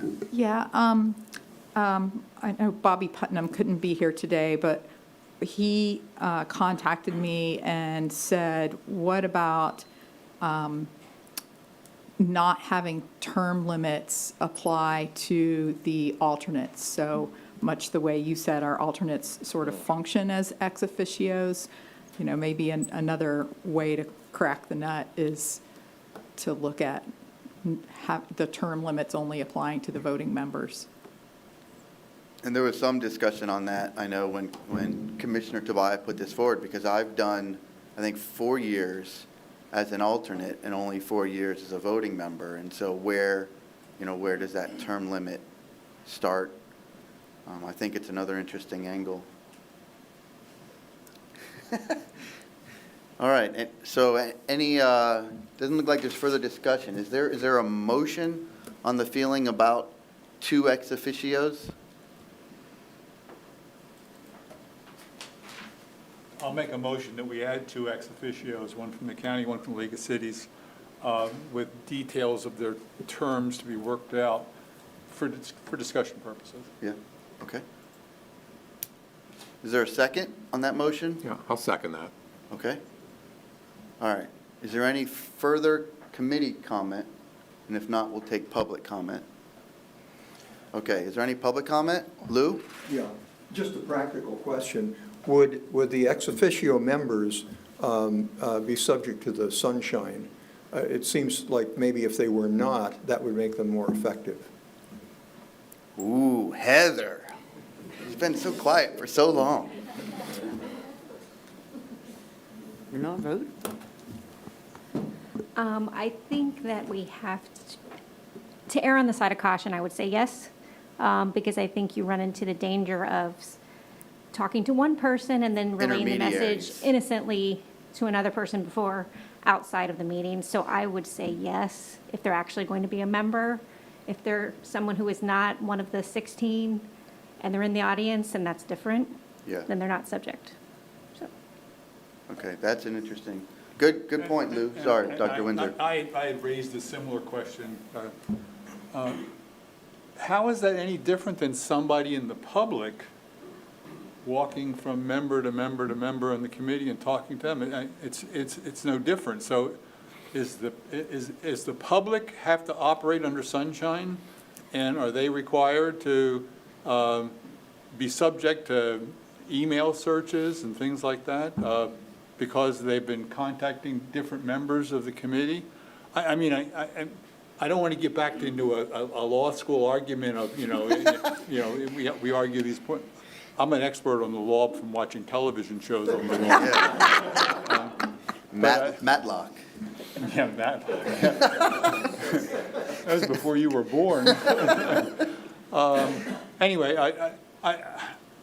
my thought about ex officio members, they should be free to talk to anybody on the committee. They shouldn't be carrying messages back and forth. Staff can't carry messages back and forth. That's pretty clearly spelled out in sunshine laws. But they're able to talk to individual members. I'm reluctant to talk to anybody other than Terri Casto, my duplicate, my clone on this committee. So I think that needs to be, if there's an approval of the ex officio, then there has to be some discussion about how does sunshine apply to them? Are they allowed to talk to other committee members about an issue that may come to vote? Yeah. And as long as they're not passing messages, I don't see that as a problem. But, again, that's the same requirements for staff members of the county. They can't be going from member to member. And by extension, it should be the public is not allowed to go from member to member to member. But that just seems too simple. So, there's probably a violation in there. Todd? Yeah, just 2 pieces. If they're sitting up here, I think they should, from whether it's really required or not, they should be, treat themselves as members of the committee from a sunshine perspective. It's just not worth the challenge or risk or perceptions of it. So, and as far as the comment about can any member of the public can attempt to do those things, but it's our obligation to ensure that they don't happen, that we don't accept and don't perpetuate that type of attempt. And I can tell you, I'm active on social media. I'm not active on social media about the things on this committee. Yeah. I post next to nothing about this committee because I do not want to get engaged in a discussion that would be a potential sunshine violation. It's just, I treat this very seriously, and I think it's it's very important that we hold that law in the high regard that it is intended to be. So, but it's our obligation. It's not the public's obligation to know all those rules. We're up here, it's ours. And I think it's that understanding of the obligation, where we understand it through the sunshine laws, staff understands it, working in a government, service. But yeah, good conversation. One second. Okay, so Dr. Windsor? I have to go back to it. When I first thought of the ex officio and historical purposes, the idea was to mentor new members. And my thought was, you don't give a lecture at every meeting about the history of this committee. You would be working one-on-one with people. And so that, if that person then has to operate under sunshine the same way that everybody else does, then you can't have those individual meetings, because something you may be lecturing them about what's happened in the past may come up for a vote at some point. And so you'd be in violation, which defeats the whole purpose of having the historical perspective there. So I think they should operate under the sunshine too. All right. Conundrum presented by Dr. Windsor. I like that. Okay. Any other conversation? There is a motion and a second. All right, let's go ahead and take public comment, Sandra, or continue public comment, sorry. So first of all, state statute is, you can't, Sandra Sullivan, South Patrick Shores, you cannot take a vote until you've taken public comment. You've already taken one vote. This issue that you're talking about here is so easy to resolve, because if you opened up your agenda and allowed public comment like the commission does or other meetings on each item, then any of the members who are no longer serving here would easily be able to put in their comments on a particular topic. Or, as other meetings I've seen, if you want to bring somebody forward and as a consultant to come forward and weigh in on something, you could do that. The commission does that on items. They'll bring somebody up and they'll say, could you comment on your expertise on this? They don't need to sit at the table. I want to just read something. Term limits, this is the county policy, as you're aware. Appointees to advisory board shall serve no more than 8 consecutive years or 10 years in a 16-year period on the same advisory board for which there is not an interlocal agreement or memorandum of understanding or other contractual commitment precluding imposition of a term limit. A commissioner may request the Board of Commissioners waive aforementioned term limit should the commissioner have difficulty filling an advisory board appointee position. A waiver of term limits will only be granted if a board votes in favor of a waiver by a supermajority vote. Now, the relevance here is, so when you go out to fill these seats, you may not be able to fill all the seats. And some of you may be back anyway and extend the 8-year term because there wasn't able to be someone to fill it. But the intent here, the goodwill here, is that we believe in term limits. And I personally have some issues with some of the people serving on the board where I have, as this board's function is oversight, I have come to you and requested oversight, even in as recent as this past week. And I feel like this is a yes board, and maybe it's time for some new members. And yes, if I respect that there's there's knowledge here, but that's accessible. Them sitting here and bringing somebody up saying, maybe ask Dr. John Windsor to come and talk about a particular topic that they would like him to weigh in on a decision. You can bring them forward as a consultant to weigh in, but they don't need to sit at this table. And this is just a maneuvering to get around term limits, to change the ordinance, to try to supersede the county ordinance, that's a question in and of itself. So this does not have good optics, given this is a continuing conversation that's come before this board when you are all looking how to extend your potential terms and influence. And that's all it is. Okay, thank you, Sandra. First off, we've not taken a vote here without asking for public comment. Second off, this is the only meeting I know of that takes public comment on agenda approval and meeting minutes approval. And as our ordinance states, any proposal that comes in front of this committee, we take public comment on. And so we have done that. Back to the point at hand, we have a motion and a second on the floor. Is there any further discussion? Todd, please. Just the one thing that we have discussed historically as an observation is we've got quite a number of these terms that are aligned between the primary seat and the alternate. And for me, that's really the biggest issue that we're not tackling here, is that appointment strategy on those. I know there's some complexities between the county commission and the League of Cities, but to me, that's the real issue here, because if that were working well, then this kind of becomes a you don't have this major turnover. And again, there's a lot of boards that's kind of a requirement in how their seat timings are structured to avoid too much turnover at one time, because that's the real issue here. So regardless of where this vote goes, that would be an ask that I have, is that, staff and this committee try to address the timing of those seat turnovers to make this a non-issue. I think that time would be now. As maybe an addendum to the motion on the floor, is there any discussion in the committee about some sort of staggering of the voting and alternate member? With a limit of 8 years, it would be hard to go over that, but then do you then say, the voting member at 6 years with the alternate at 8 years? I don't know if there is a strategy.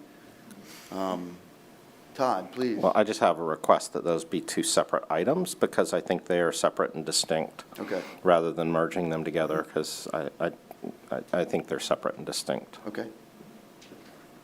All right. Well, then, again, as this is, advising and sending suggestions onto the county commission, which they can then, choose how they want to handle. There is a motion and a second on the floor.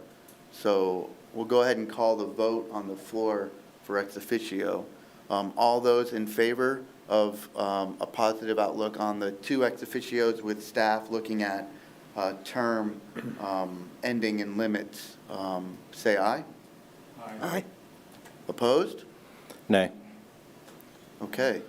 So there's 2 nays and 5 ayes. All right. Thank you.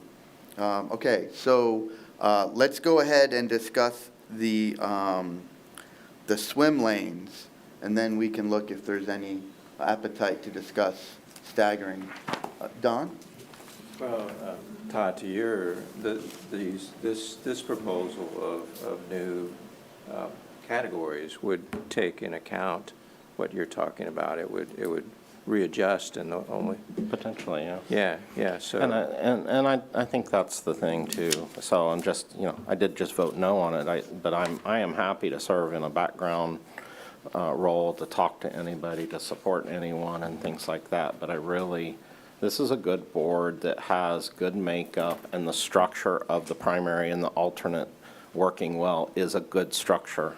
And you heard me some time ago say, if it's not broke, don't fix it. And I think from my perspective, there's some tweaks rather than any major adjustments. But yeah, I agree, the combination of what the appointment timetables are and the assignments and things have some opportunity to correct the issue without really disrupting what has worked for, almost 8 years. And I had the thought too, is we're going to get 7 new members next year. And if Sorrel comes up to the ballot, or on the ballot again, and then passes, then in 8 more years, those 7 members who got on may then be in the same position that we're in today. So it is, Don, did you, yeah? Well, I was going to ask Virginia if that would be true, that the whole thing would reset. If they stayed for the 8-year term, if they all came on at the same time and they all renewed. Oh, no, he's talking about a total reset. No, I'm saying if it renews, then the next 2 years that will start, will then be an 8-year total. There'll be 7 more members if everybody joined and stayed on. Okay. I know, we're playing like 5D chess over here. Where's Spock when you need him? My Star Trek reference. Okay, so the next thing then is the swim lanes. And so the way that the changes are drafted in the agenda is the lagoon advocacy and education and outreach would be combined to one lane. And then there would be an additional area of expertise of boating and fishing created. And so if we want to go ahead and have a discussion on that. Yeah, Laura Lee, please, from one fishing professional. I'd always like to have more fishermen around, but I think that it's really wise to put someone that is making a living or, is out on the water every day, because right now they are the ones that are telling us there's seagrass here, there's algae here, those are the ones that are on the water all the time. And as these changes are occurring and the lagoon is improving, I think it's important that that information is reaching this committee and therefore reaching the public. Yeah, well said. I think, it's kind of funny. Every year we look at the project plan and we look to adapt that. And, maybe this that we're doing for the structure is the same thing for the structure. Back before or when this passed, Dr. Windsor, and there was lagoon advocacy, a lot of it was needed because there wasn't as much understanding of what's going on. And now that we've been talking about this for 6 or 7 years, and our 19 viewers at home, we love you. Maybe the advocacy side isn't as needed. It still is needed, but maybe isn't as, because we have so many people who understand through the good work that's been done. Well said, Laura Lee. Anyone else have any other comment? Just Todd, a please. quick follow-up, because I'm not quite, and it would be on the wording. So I can understand the combination of the lagoon education outreach advocacy. That kind of fits together. On the other one, if that switches just to boating and fishing, I guess for me that becomes a question of whether the intent was, is that recreational? Because I just heard Laura Lee talking more commercial, and so those to me are quite different. Because if it's just people that are out there all the time, is it if it's recreational, should that be recreation instead of boating and fishing? Because people can be paddleboarding and, all kinds of other activities. If it's more about the economic drivers, then that's maybe a different set of words. So for me, that number 5, the edit there might need some refinement so that if we understand what we're really searching for. Yeah, well said. Don? Todd, I think that's up to the selection. Up to, the county commission and the League of Cities to make that determination of where they want to go with that. But we're making a recommendation. So, if we're telling them what the overall interest is, we don't finalize this. We're making a recommendation to them of what we think is needed from that standpoint. So first, they have to agree with that. And second, then that becomes their measuring stick for going and seeking and approving their candidates. So, I think Todd's call out is whether or not the verbiage as far as commercial is specifically. Yeah, is that one of the bigger intents, is that economic driver, or is it just, Charles and then you, Laura. Is it looking for folks that are just out there and active? And then I'm not sure how to word that exactly, but for me, the clarity piece of what the goal is really is important, because if we're going through changing this, we're saying that the goal isn't clear, because like lagoon advocacy, I would think the vast majority of the fishermen are lagoon advocates and could easily fit in that category without a single change. My understanding of this is that that we're trying to create more clarity to say we really need, it's not just somebody that's an advocate for the lagoon, but it's somebody that is actively engaged in the lagoon, whether that's recreation or commercial. So if we're going to make, once again, this has been working. if we're going to make changes, let's make sure we're making changes with a purpose and a clear outcome. Agreed. Okay, Charles and then Laura Lee. Yeah, and I think arguably recreational fishermen and commercial being maybe where you hire out your services could fit under tourism as well. So, I mean, we haven't really looked at that, or perhaps we haven't had the applicants with that type of background, but they could fill in the role from my perspective. Laura Lee? Yeah, I just want to clarify that, when I was talking about people being on the water, making their living, I wasn't limiting that just to commercial fishermen, because there's almost none of them left. I consider recreational fishing guides also commercial fishermen, because they're making a living on the water. I just want to make that clarification. But I still think that we need to have somebody that is on the water a lot of days out of the year sitting on this committee that can tell us what's going on. Eric, please. Yeah, I guess I would just, my input would be that it would be nice if they were bringing, however this was worded, was an indication that these people are bringing qualifications of some kind, and, anybody can say they're a fisherman, right? So as long as we're, if it's a commercial fisherman or a guide or something, then there's like maybe some more gravity behind what they have to say than a random fisherman. Well, and I think that, that was Don said was up to the county commission, because they're the ones that would choose the applicants. So that would be up to them, and that would be maybe why you would use commercial or, you're living off the water, whether it's boating or fishing, to kind of guide those applications a little more. But many of us on this committee here could sit in multiple, swim lanes. And for me, that's the other piece, is not to get,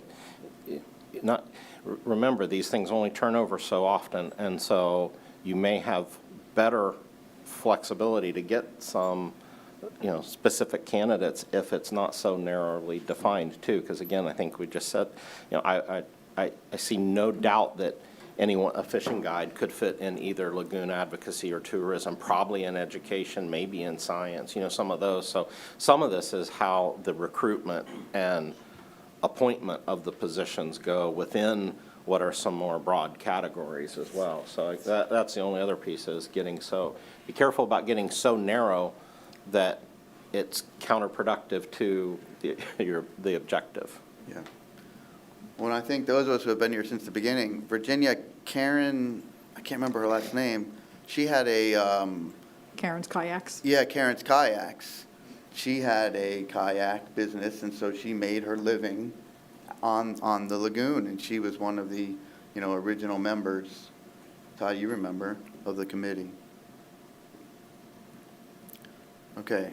Any other discussion before I throw a wrench in this? I know, sorry. So the way that I look at this is in specific invitations to the table. And I think the way that the saying goes is that, it's good to have a seat at the table to make decisions. And I'm not saying that boating and fishing aren't at this table, because Laura Lee is here and we have had other people that are here. If we are looking at countywide stakeholders as far as their involvement, are there other stakeholders who aren't at this table?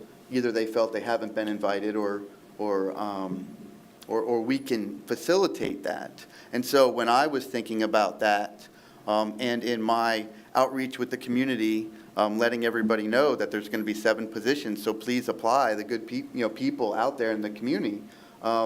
I often thought about our military and aerospace industry that isn't necessarily represented at this table.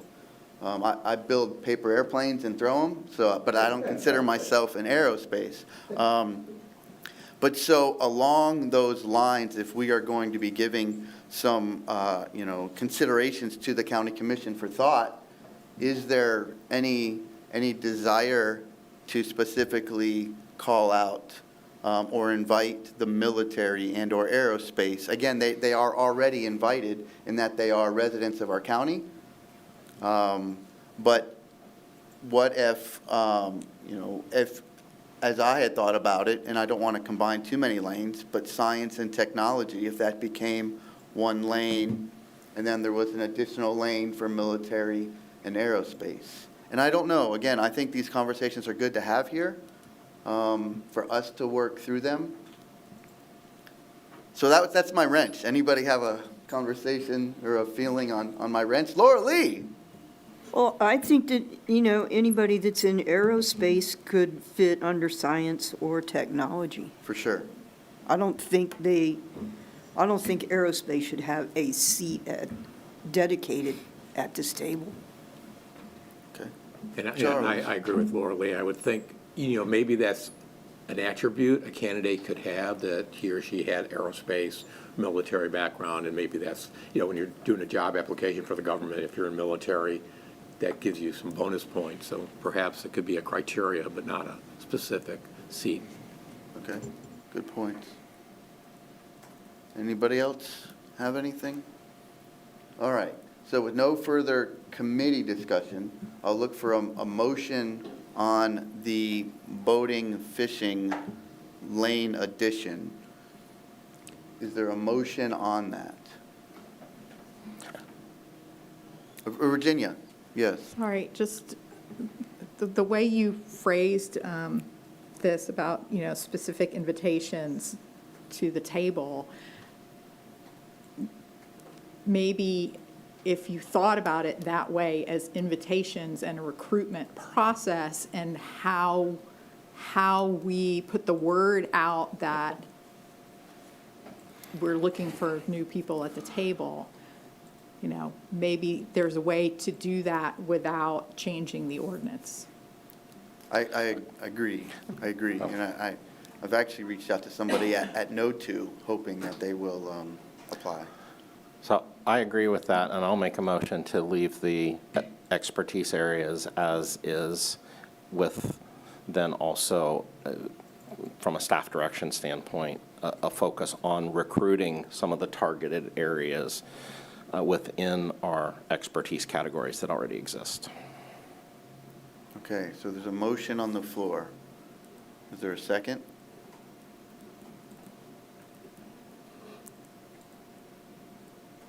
Okay, so the motion dies. Is there another motion on the floor? And if there are no motions, Robert's rules will say, let's go on to the next item on our agenda. I'll make a motion that we accept the suggested language of the voting and fishing and the education, outreach, and advocacy being lumped into, separate categories and as on the agenda item. Okay. Is there a second for that? Laura Lee? You second? Okay. So now there is a motion and a second.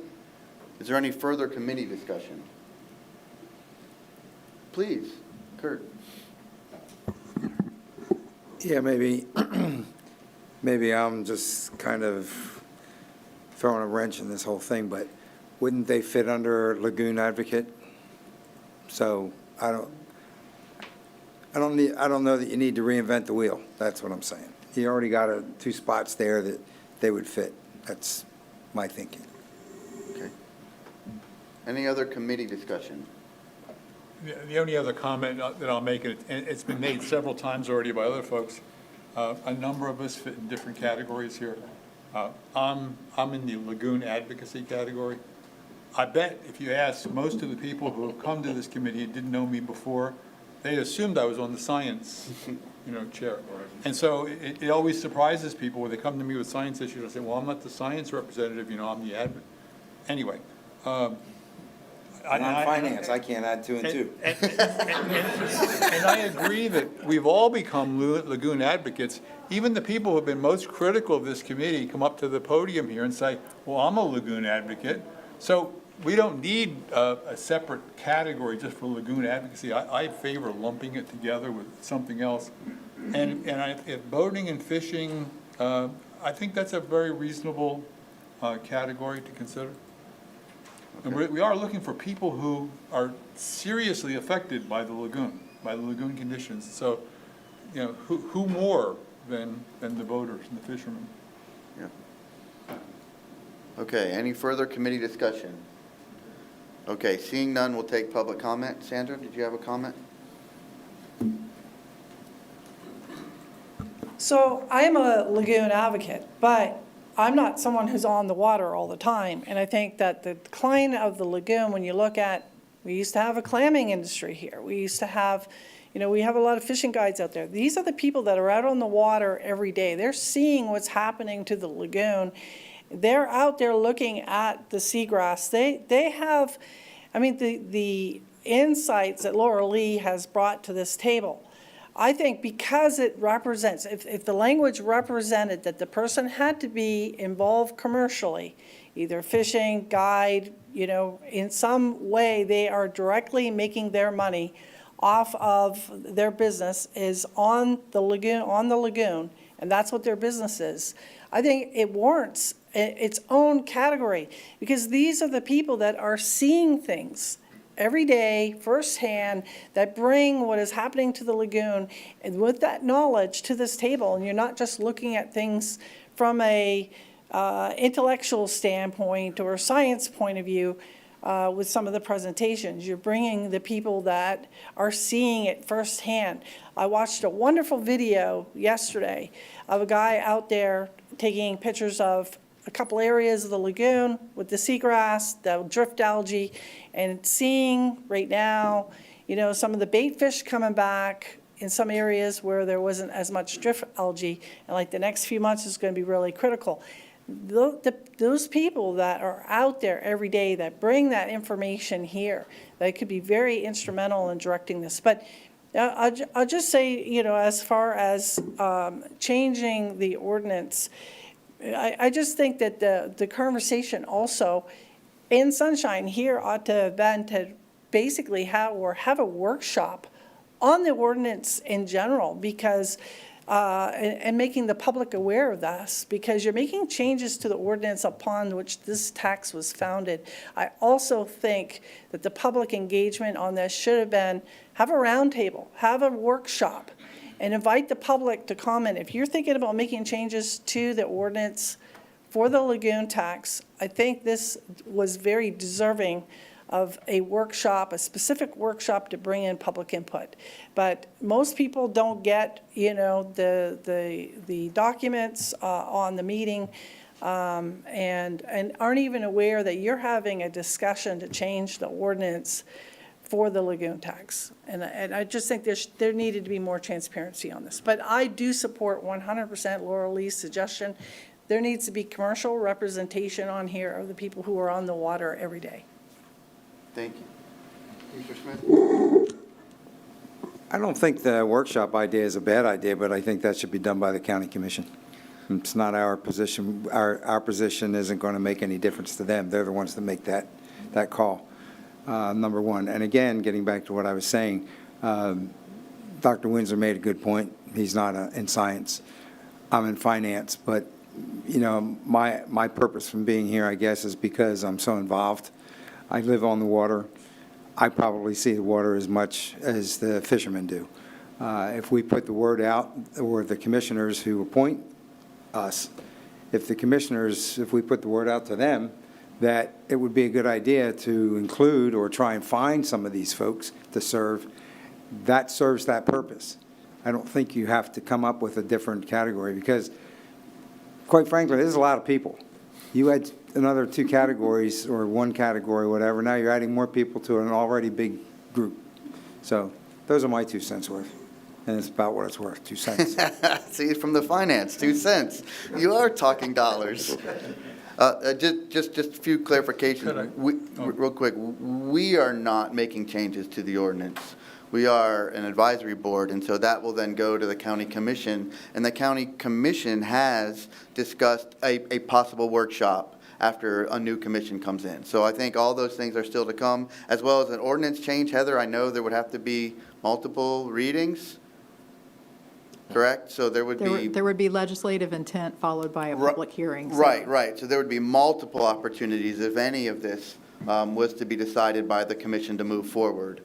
Okay, so with that said, Dr. Windsor or Todd? I just had a follow-up, because I'm hearing quite a few supporters of the change, and for me, still, just the pure fishing and boating is not consistent with what I was hearing. So I'd like to propose a friendly amendment that rather than fishing and boating, that it be considered as lagoon commerce, which is what I was hearing, and that would encompass the boating, the fishing, kayaking, all of the things that have economic impact related to the lagoon. So for me, that would be capture more of what the discussion is than that narrower discussion of just fishing. I was looking for that vocabulary, but I was coming up with living on the lagoon. And I don't know if you know Jeremiah Bullfrog. It's a guy who set up like a burger place. And I mean, he's the only one I know who's living on the lagoon, but props out to Jerry. Yes, Laura Lee. Well, I'm wondering if we can even pull this off. I mean, the timing, if we're going to have multiple public comment things and go to have it be in front of possibly multiple county commission meetings, and we need to have applications start rolling in. We can't change this ourselves. It has to be done by the county commission. I don't think it's humanly possible to get the changes, approved by the county commission in time for us to have a decent amount of time for people to turn in applications. It's just my observation. So two things to that. I think that was my original intent of bringing up the October 1st date, because if we do remove that date, that might give us a little bit of leeway. Second off, Virginia talked about our terms don't end until somebody is found to take our term. And so while that may push us a little bit past the plan update, that would not push us. I don't imagine, there is lots of space between this year's plan update and next year's plan update for those to be found. Again, I think the goal of talking about this now is that there is 7 people that will be termed out. But I agree, any change in a timeline is something you'd have to map out. In that case, I like lagoon commerce. Todd, I like your wordsmithing. Okay, is there there's a motion on the floor? And that was an amendment, so that would then go. That's friendly, so it's okay. You're okay with that? Yeah. Okay. Now, and let me say while I'm right there, that any of these changes don't exclude anybody from the committee. Correct. They still and cover the same people. It doesn't eliminate anybody? Yeah. Okay. Well, and again, every 2 years, all our positions are up for reappointment. Yeah. So even though. No, I don't mean the current, I don't mean eliminating the current. It doesn't eliminate any potential future member from applying to this board or to this committee. Yeah. Yeah. Anybody who's interested and has some qualifications. Yes, Mr. Smith. All right, so I like Todd's wording, but I'm still thinking about the size of this group. So the motion on the floor would So combine. I'm thinking maybe if, from my perspective, if you eliminated one of those categories and added lagoon commerce, you wouldn't be increasing the size of this. Say, example, education. I'm looking at that and. And advocacy, because that's what the motion on the floor does. The motion on the floor combines education and advocacy. Okay. To then keep it at 7. Okay. Because you've got a great point. You know, having another one would then grow the committee. And as Barbara suggested, she doesn't want to have to chair a larger committee. All right. Okay, so motion, there's been an amendment. The amendment was accepted for lagoon commerce. So we'll go ahead and take a vote. All those in favor of moving forward with a suggestion of combining education, outreach, and advocacy, and then making room for a lagoon commerce, say aye. Aye. Opposed? All right, passes unanimously. Thank you all for that discussion. I think that was a really good discussion. The last thing on that was the staggering. I see Todd leaving. Is there any desire to look into some sort of staggering strategy as far as the voting or the alternate? Dr. Windsor? I had considered this a lot last year. I couldn't think of a simple way to suggest this with all the complications with League of Cities and Board of County Commissioners and staggering, unless you just wiped the whole board out, started all over again, and gave people 1-year appointments, 2-year appointments, and 3-year appointments, that kind of thing. But we're not going to do that. I mean, that can't be done, so. I'm not sure if somebody has some great thought about how to do that. I'm open to suggestions. Laura Lee, do you have a great thought? I do not have a great thought, but I have an observation. When you look at the list of total years, just through attrition and people, resigning before their terms are up, you've started to see some, rotation or differentiation, and I think that as time goes on, that you're going to see even more of that. So I think it will take care of itself with time, but that's just my personal opinion.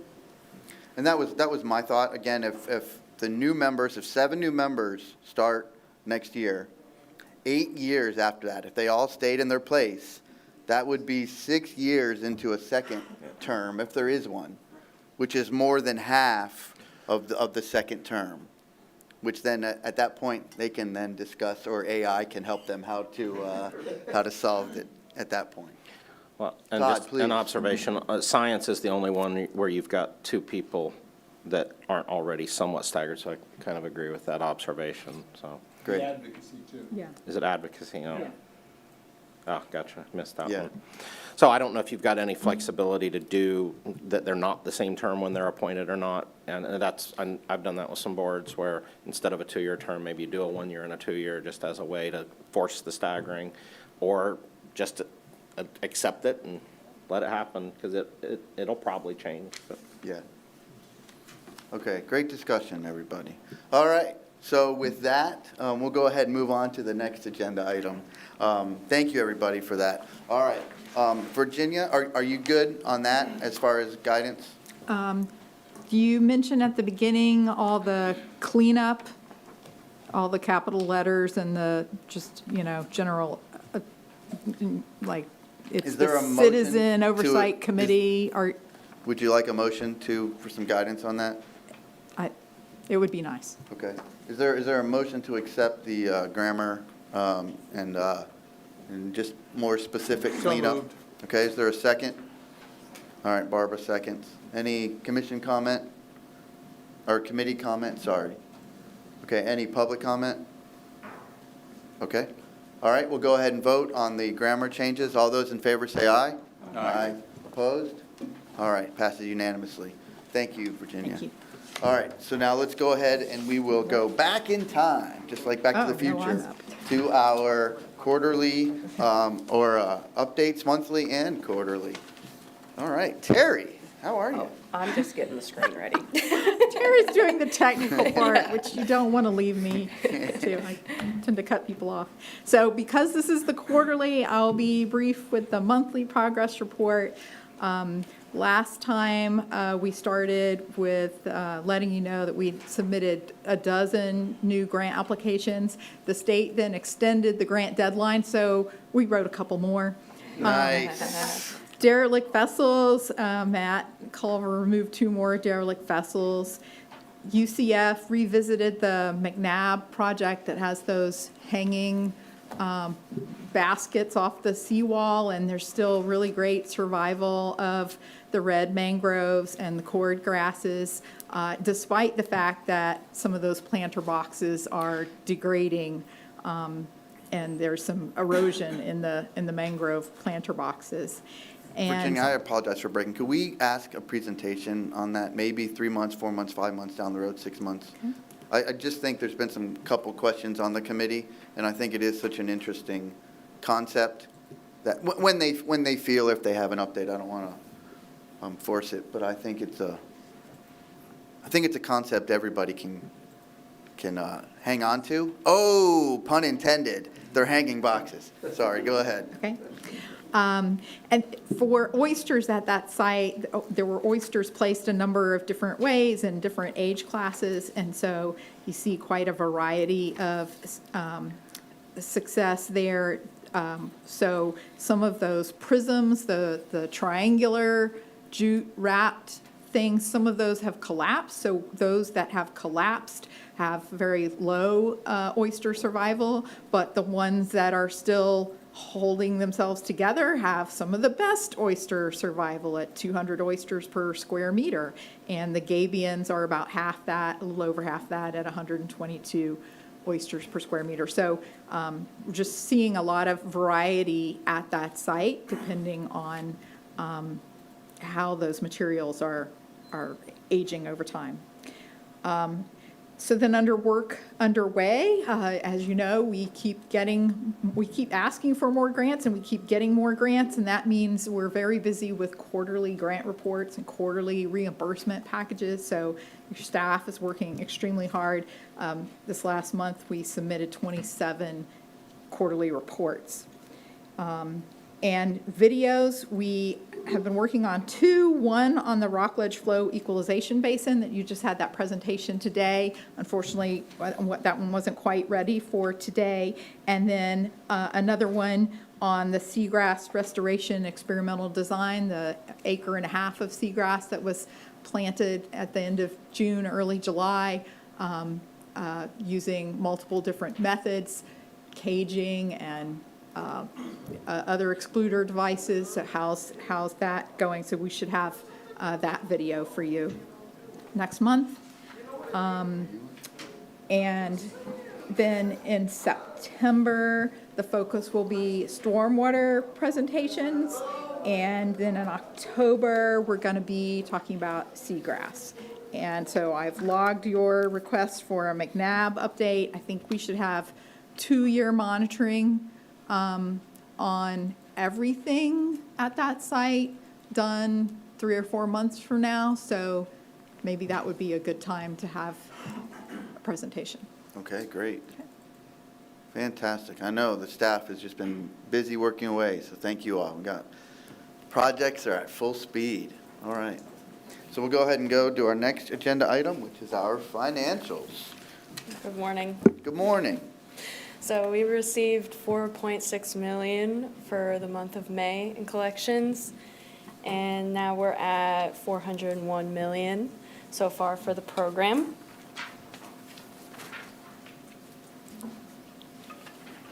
And for the monthly financial statement, for revenues, our budget is at $417 million, and total assigned is $358.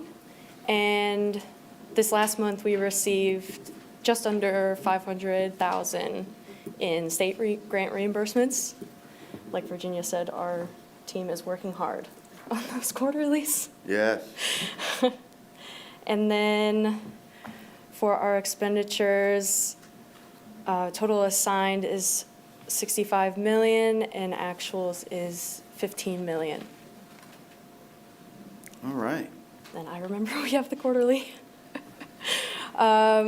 So Virginia had the thought to add green instead of gray for the completed projects. Make it stand out more for the completed projects, and the gray will stay as, like, the projects weren't implemented yet in the plan. So scroll through here. Let me know if you have any questions.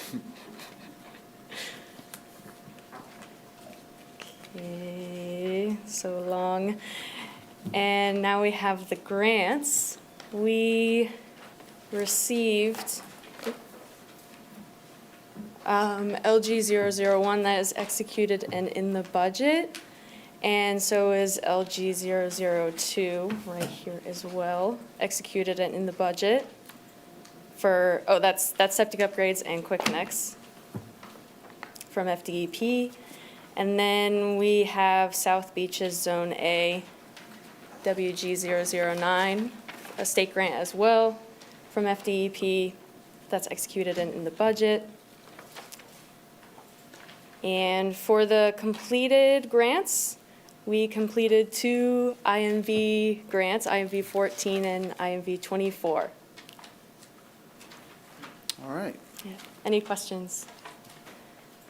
I think great job. I just wanted to point out the total grants contracted amount at the end at $83 million, which that is non Sorrel funds. Correct. Correct. That is grant funding that we have received through Sorrel, or that we've contracted through Sorrel. Yeah. Yes. And we, leveraged almost all of it. We would not have been able to get without having swirl funds for match. And that is $86 million that then has been able to be put back into additional projects. Okay. Yeah, that's fantastic. Thank you. All right, thank you. All right. I had a quick comment. Yes, Dr. Windsor. These financial reports are awesome, and you're about the happiest financial person. I've worked with financial people off and on over the years. I appreciate the smiling face. It's very nice. Thank you. Thank you. I do love my job, so. All right. Dr. Windsor, some brevity. I like it. All right.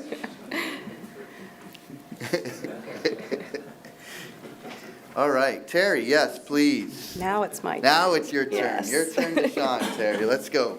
Okay, so we have the quarterly progress report for April 1st through June 30th. Our first project type we have is public education. There are 7 projects. 1 is complete and 6 are underway. Just as a reminder for the fertilizer campaign, we are still under the fertilizer ban through the end of September. The fertilizer campaign and the septic maintenance campaign are both at 85% complete, and we are continuing to work on the surveys for the irrigation education and the stormwater BMP education. The Restore Our Shores program is 45% complete. One of their gardeners shared this photo of a diamondback terrapin that I thought was very cute on their oyster gardening habitat. Inside the cage. Oh, he's outside of it. Oh, outside Yeah. the cage. He's just on top of it, hanging. Oh, there Yeah. it is. Yeah. Yeah. Smiling for the camera, Laura Lee? Yeah, he's posing.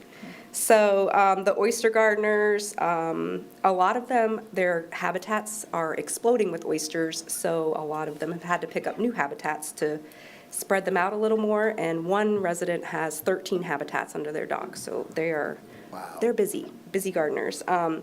The clam gardeners attended a training review session, and they have planted an additional 10,000 clams. The zoo also made improvements to the Hub Seagrass Nursery with the assistance of Health First volunteers, and they installed lids over some of the tanks, and their Rockledge facility harvested their first crop of seagrass and planted that into the lagoon. Awesome. Here's more info on our wastewater treatment facility upgrades for reclaimed water. We already heard a lot about the Rockledge facility. They are at 86% complete for construction this quarter, and this time they did their electrical rooms. Here's a picture of that. They also poured the sidewalk. Beautiful electrical room, by the Yes. way. I'm just saying. Part of what's in the walls, inside those walls. As a tech guy, no, I love it. It's so neat and clean. When there's a problem, you get right to it. They also installed pipe supports and installed a crane this last quarter, and as Brenda mentioned, it should be done right around the end of this quarter or in early next quarter. Can I ask just a question on that? Sorry for interrupting. The estimated nitrogen reduction was a little bit different than what they presented. So are they going to come back after with a request? I don't think that's anticipated. Okay. I will double check their number on that too. Okay, thank you. Yeah, so their load reduction is higher now than what we proposed. Estimated back in the project. Yeah, Okay. I think this was back in 2018. This was put into the plan. Okay, thank you. We have 3 more in the design phase. Melbourne's Grant Street Water Reclamation Facility has 100% engineering complete, but they're doing some value engineering with the plans to see if it can be more cost-effective. The West Melbourne Ray Bullard facility currently has bids open, so that should be going to construction by the end of the year. And the Brevard County, South Brevard County Water Reclamation Facility is in bid preparation for design. Our rapid infiltration basins and spray fields, we have 2 projects. We've completed the Long Point Park upgrade back in 2017, and we are still in the process of reaching out to Sterling House Condos for their project. Package plants, projects, we have 4 of these in the plan. 1 is complete. Willow Lakes is currently at 70% design, and they are coordinating with utilities to figure out connections and everything there. The Cove is pending additional funding before going to contracting with that. That is one of the ones we submitted a grant for last month. The sewer laterals, we have 6 projects. 4 are completed for the smoke testing. The City of Titusville Osprey smoke testing is the bid's been awarded, and they should be moving forward with that project. And for the county-wide repairs, we have a total of 1,017 repairs. 672 of the 691 of those are code enforcement cases that came from the smoke testing. So 1,017 have been repaired? Of Yes. the 1,047? Mm-hmm. That's a pretty high batting average. Trying for that. For septic removal, we have 45 projects in the plan. 4 are complete, 8 are in construction. This quarter, the City of West Melbourne's Lake Ashley and Dundee Circle, their bids were awarded July 9th, so those 2 should be going to construction in the near future. And then the City of Melbourne has their projects underway as well. Great. The county has the Miko sewer line extension. We have 1 of 29 connections there. And then the South Central C now has 81 of 150 connections complete. And I did some quick math between these completed projects and what's connected here in the construction phase and what's connected here. And we have 376 so far just for the septic to sewer by extension. So we also have quick connects coming up too. So the other septic to sewer projects are in various phases of design, and then we have South Beaches Zone O and Zone P going out to bid together, and then Sykes N is also going out to bid. So for our septic upgrades, we have 1,625 in the plan for that and 876 for Quick Connect. We have a total of 287 septic upgrades and 341 Quick Connects. And then I have the numbers there that show how much they increased from last quarter, which isn't a whole lot compared to previous quarters, but this is partly because we just executed grants, LG 01 and 2 that Molly just mentioned, so I expect these numbers to go up a lot in the next few months. I know Melanie's been very busy. Melanie and Ashley have been very busy with these applications. For stormwater projects, we have the McNabb Outfall Bioretention Project under construction. At the time, it was reported 50% complete at the end of the quarter, but the city emailed yesterday and said the contractor's just finishing a few punch list items, so that should be done any day now. The Woodland Business Center, also in Cocoa Beach, is at 50% construction. That should also be done by the end of the year. And then we have the Crane Creek M1 Canal Flow Restoration Project with St. Johns River Water Management District. This one, we saw the video a couple months ago, but they're installing structures behind the Melbourne Mall and out near 95, and this is going to divert water traditionally going down the Crane Creek Canal back to the St. Johns River, where it's going to go through stormwater treatment areas before reaching the St. Johns River. We have a lot of other stormwater projects in the design phase, and then we have Flamingo Road and West Arlington Road and Cherry Street and Spring Creek baffle boxes all in the bidding phase right now. For vegetation harvesting, we have 10 projects, 7 are complete. And underway, we have the Basin 958 Pioneer Road vegetation harvesting. That one's in the bidding phase right now.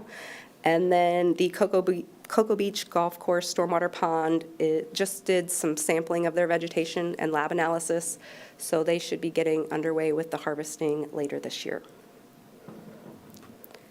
For muck removal and interstitial treatment, we have 21 muck removal projects with 4 complete and 16 interstitial water treatments projects with 2 complete. Currently, we have Grand Canal underway. They have removed over 365,000 cubic yards of material. They're continuing to run into a lot of garbage and debris in the cutter head, and this one was just taken like 2 days ago. And for one day, that's what they collected. We also have the Sykes Creek project underway. That one has removed 76,000 cubic yards of material, and The Phase 1 portion of the dredge material management area site restoration is underway, and that's some of the plantings there. The O'Galley project, you're aware, the bid was rejected, so we're amending those project specifications to go out to rebid, hopefully later this year. We have a few in the design phase. The Titusville Railroad East and West has the contract going around for signatures, and the Canaveral South has a cost report analysis underway. For oyster bars, we have 25 projects. Now we have 11 complete. This quarter, Hog Point was completed with 3,600 square feet, and the Brevard Zoo finished the NIRL, North Indian River Lagoon contract, which is a total of 21,600 square feet. The zoo was also very busy and installed another 4,800 square feet on the North IRL 2 contract. Lots of oysters in the water this year, or this quarter. For planted shorelines, we have 11 projects, which 8 are complete. And currently underway is the Titusville Causeway Living Shoreline. Sorrel is contributing cost share towards the planted shoreline portion of this project, but it includes these wave attenuation devices as like stage 1, and then there'll be a seagrass planting and then the planted shoreline. So this is underway. It's big and on the side of the road, so you might see these. So construction's kind of started, but again, Sorrel's not contributing to the WADS portion, but to the planted shoreline portion. Clam aquaculture, we had one clam farmer. He sent me lots of pictures, so I wanted to share some of those with you. So now we have 7. Is this the new guy? Yeah. Wow. Yeah. So he wanted me to give you a full seminar. But here's a picture of the seeds he got, and then the water with the bags in there, and then what he harvested. So We still need 3 more farmers. Yep. Anybody out there? And so as an overview, again, we have this broken down into annual TN reduction and one-time TN reduction. So we have 173,000 for annual and almost 71,000 for one-time. We have 191 scopes of work received and contracts executed and 95 projects complete. So the 2 new ones there here are the clam farmer and the Brevard Zoo North IRL 1 contract that was completed. So here's the overview with the infographics showing those numbers. And then a few months ago, somebody asked for our cumulative TN reduction and what that looked like. So here it is. This is what we've done every year, and for everything that is a one-time reduction is in the green hatched lines or dotted lines. And then our annual reductions are accumulated every year. And then I have a video that Laura Lee shared with us of some seagrass. Laura Lee, look at you, Yeah. filmmaker. She had this cool gizmo to see into the water. Yeah. And this was up in Titusville, correct? Yeah.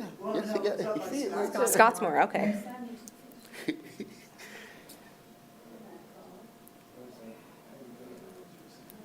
Don, what type of seagrass is that? All haladoodly.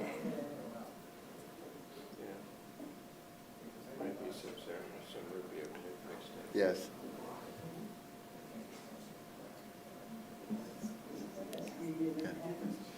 How are your arms holding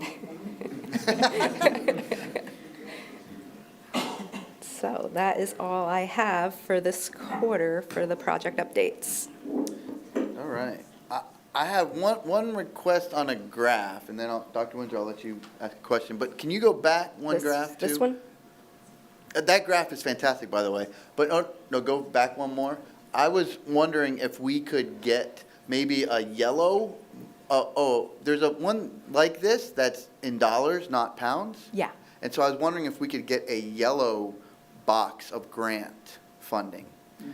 So I thought that the box chart that's like this, but with dollars, would have, spent, contracted, and then the yellow bar above it, would show that 86 million that is contracted? Because I think that is an entirely part of the story. Do you want to start seeing that chart, the financial chart in this presentation, that's similar to this? Yeah. Because we have it, I just, Yeah, it's on our I think it would website. be good. I think it's another visual, Okay. and again, since we're presenting and it's going out on the YouTubes, our 19 viewers at home want to see it.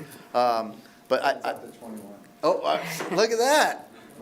It's all because of you, Commissioner Smith, bringing in those two. Yeah, yeah. So I just think that a yellow box above that with grant money would be really cool to complete the picture. Dr. Windsor, I know you had. Yeah, on the Grand Canal image you showed, the junk that was there that was collected, does that shut the cutter head down ever? And how long, what does it do? Does it jam the cutter head up and? Yeah, do you guys want to speak on that more? Yes, they have to go in and get it all out of it physically before they pull it all can out, continue yeah. working. Our mucketeers, Downtime. Contributes to downtime. Yeah. will you give the mic? Thank you. It does contribute to downtime because they do have to stopper, clean it all out and get it out. It usually happens. Does it ever get to the point where it damages the cutter head? I know they just replaced their cutter head, right? So I'm sure, yeah, over time, So it would have its the impact. cutter head has a whole bunch of teeth on it. Yeah. And so depending on, what they hit and how it hit, right, sometimes those teeth break off. And so sometimes it's just a matter of replacing new teeth. And then, there are other parts that can be damaged depending on what they hit, yeah. And I know, when we talk about muck, we talk about legacy load. Is that legacy trash? No, I mean, seriously, is that stuff that's been there forever, or is there new, are we seeing, mix. New trash? It's definitely a mix of things. I mean, they'll find like really, really old cans and bottles and stuff. But there's still new stuff when you have storms coming through. Yeah. Okay, thank you. Mr. Dr. Windsor, please. On that comment, you raised something that struck my brain. I'm sorry. Legacy trash. When we were doing muck dredging back in the early 90s in Crane Creek, after a day of dredging, a whole bunch of beer cans came floating to the surface. And I thought that was pretty cool. Why don't you go out there and collect the beer cans? And so I had people collect the beer cans. Interestingly enough, the beer cans were all of the variety that were either you punched with a can opener or had totally removable tabs. And at that time, you could not buy a beer in the grocery stores that didn't have the attached snap tabs. So these beer cans came from anywhere from 20, and I started tracing them down, the histories from the artwork on the cans, 20 to 30 to 40 years before that. And anyway, it's interesting. If somebody was interested in looking at that stuff, it was kind of interesting to see where it came from, how it got into the canal. And maybe there's some archaeologists, retired archaeologists out there that would be interested in looking. They talk about the treasure coast and all those shipwrecks off, Vero and whatever, but maybe they ought to be looking here for some of our treasure too. Yes, yeah. I'm sorry for digressing us. Okay. Any other questions on Terry's quarterly? Yeah, that was fantastic. I just have one question. Virginia, do we have a total number for grants applied for dollar-wise? Do we know? I don't know it off my head. Okay. We have it, but I don't think any of us know that. Added together yet. Maybe it's me just trying to look ahead at, grants, if we get, that we will then have additional money to then look to reinvest back in the project as we're looking at next year's plan. That was the only reason I was asking. But I'm not sure if we'll know if we get those grants by the time we're planning next year's project plan, right? Right, I mean, there's several different grant pools that we're applying for. They're all on different schedules. And sometimes those grants mean savings to the Lagoon program that could be reinvested, but often the price of projects has gone up so much that we need all the swirl budget plus the grant in order to be able to award construction. Project, okay. All right, great point, thank you. All right, thank you, Terry. Thank you very much. All right, so the next thing we'll do is general public comment, and the first card I have is from Lou.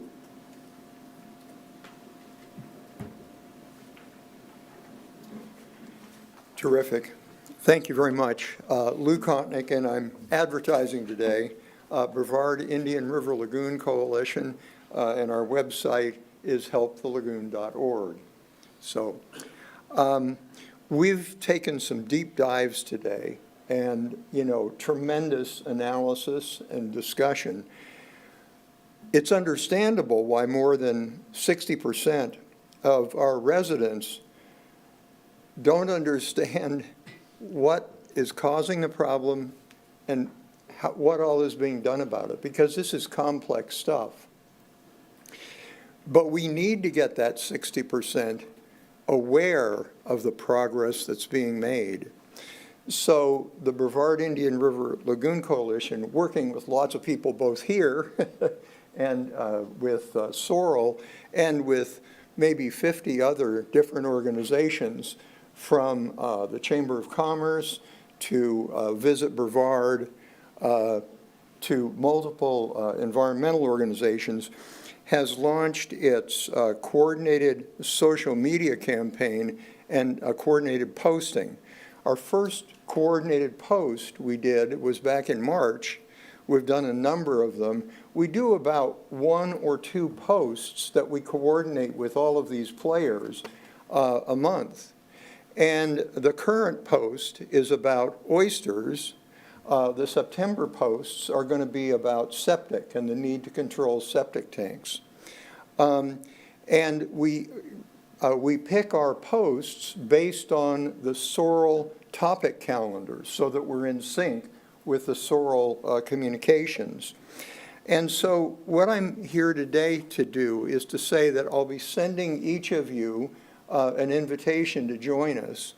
And to the public, I'm inviting you to go to helpthelagoon.org and go to our volunteer page and put that you want to join our collaborative posting effort.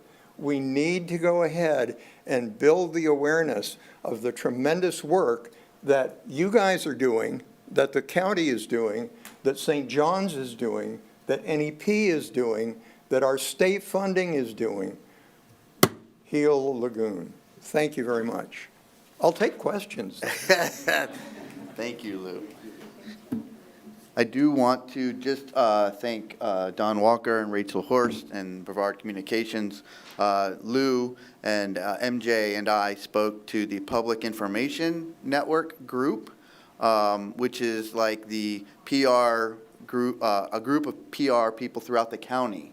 And on the follow-up email, item number 1 was about the 7 seats that will be up for applications. So I was really happy and thankful, grateful that the county went ahead and sent that out. So these are all organizations throughout our community to know, again, to try to get people with different experts, areas of topics, expertise. All right. Next up is Cole Manis.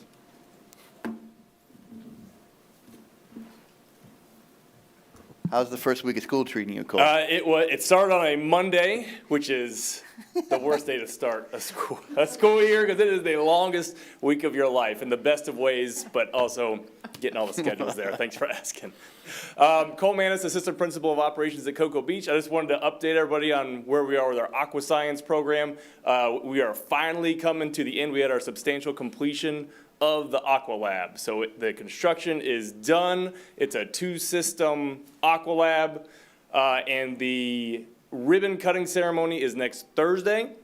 I sent out an invitation to you all. Check your junk. Hopefully I'm not in your junk, but check your junk just in case. There are some things I have to do on my end if you would like to attend as far as security goes, is getting you checked in. But check your email for those.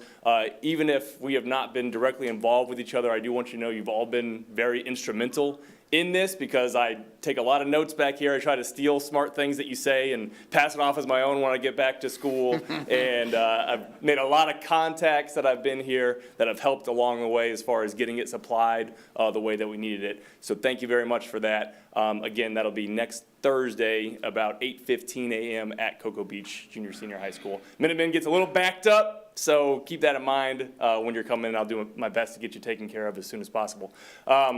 Unrelated, but kind of related because it has to do with our green initiatives.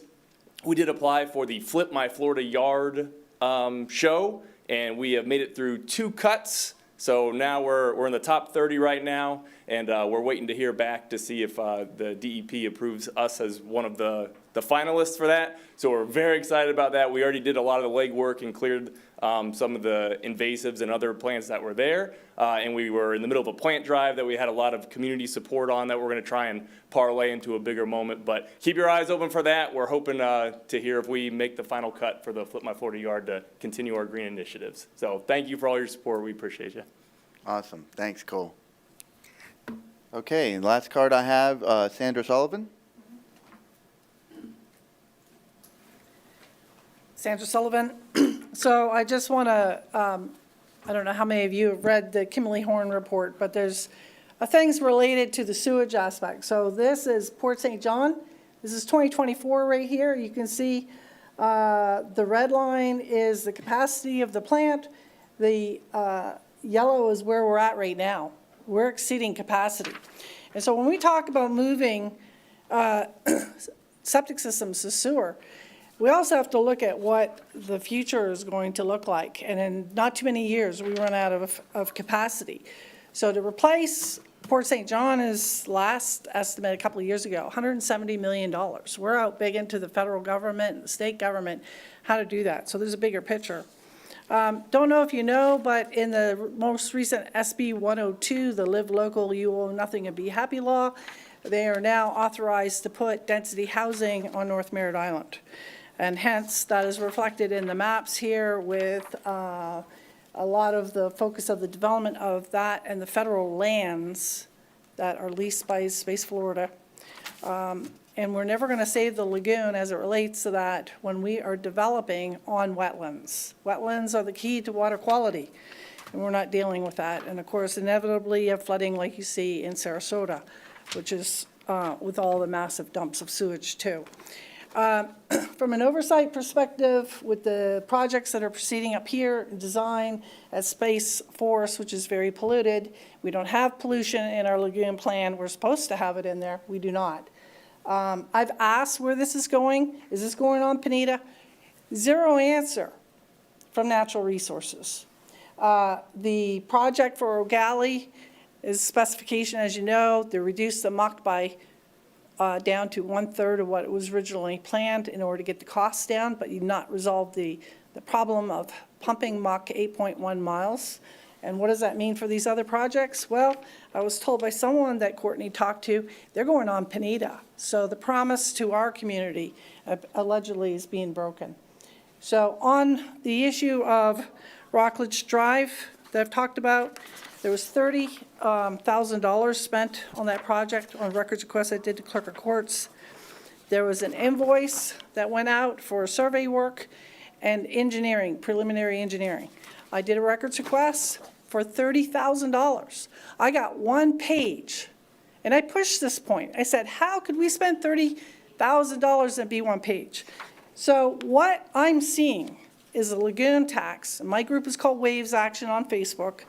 What I'm seeing is the lagoon tax being used to fund development for developers because we haven't updated our impact fees in 32 years.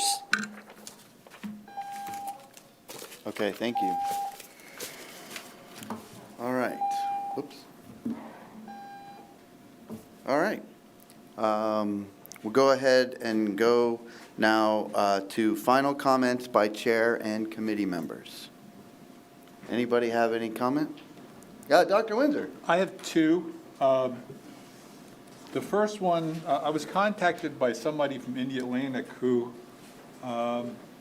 was trying to upgrade their septic system, and they found out that they thought they qualified for some massive amount of money from the Sorrel program to help pay for it.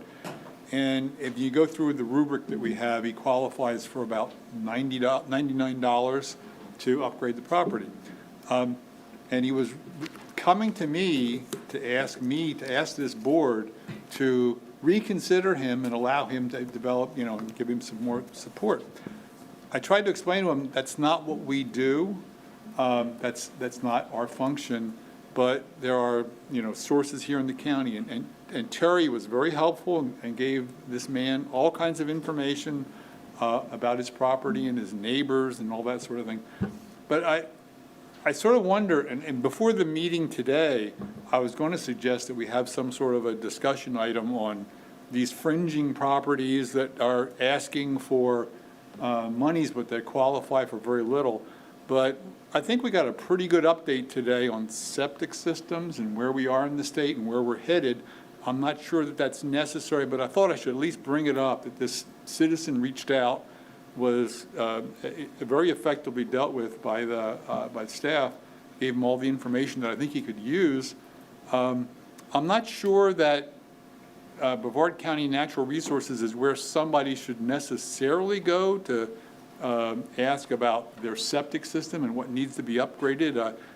That may be a useful source, but the septic systems aren't regulated by Brevard County Natural Resources. That's the health department.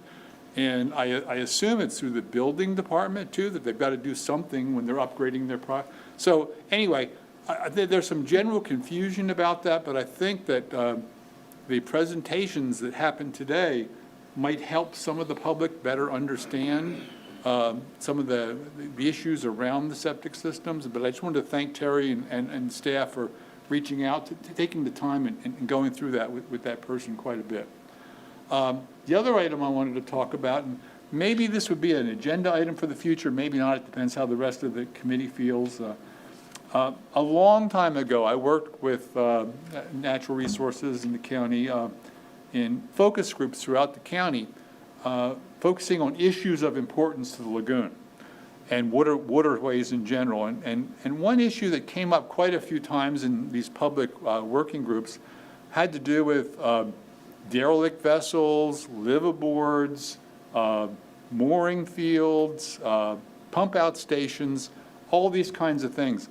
And I know that we don't specifically have any support for mooring fields or pump out stations or things like that in the plan, but it seems like there's some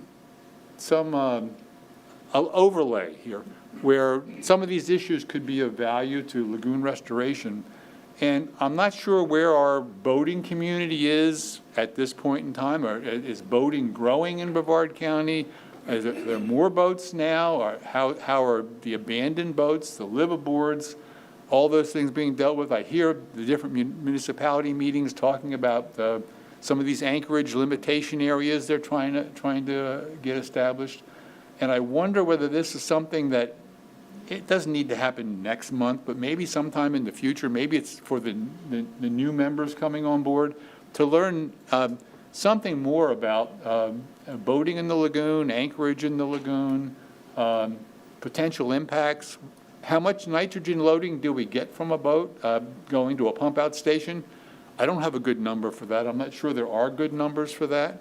But those kinds of things are, that was on my mind. And so I thought I'd bring that up during this comment period. If it's worthwhile, we can pursue it at some point in the future. If not, we drop it.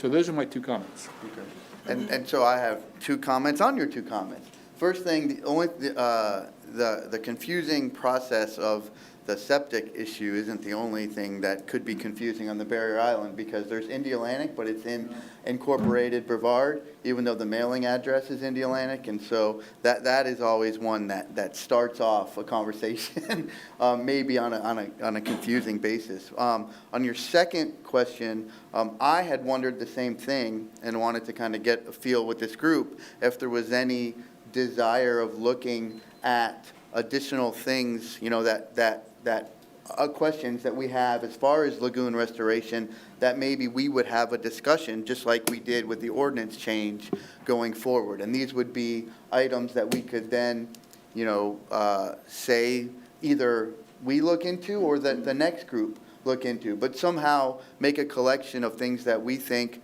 maybe could use further discussion.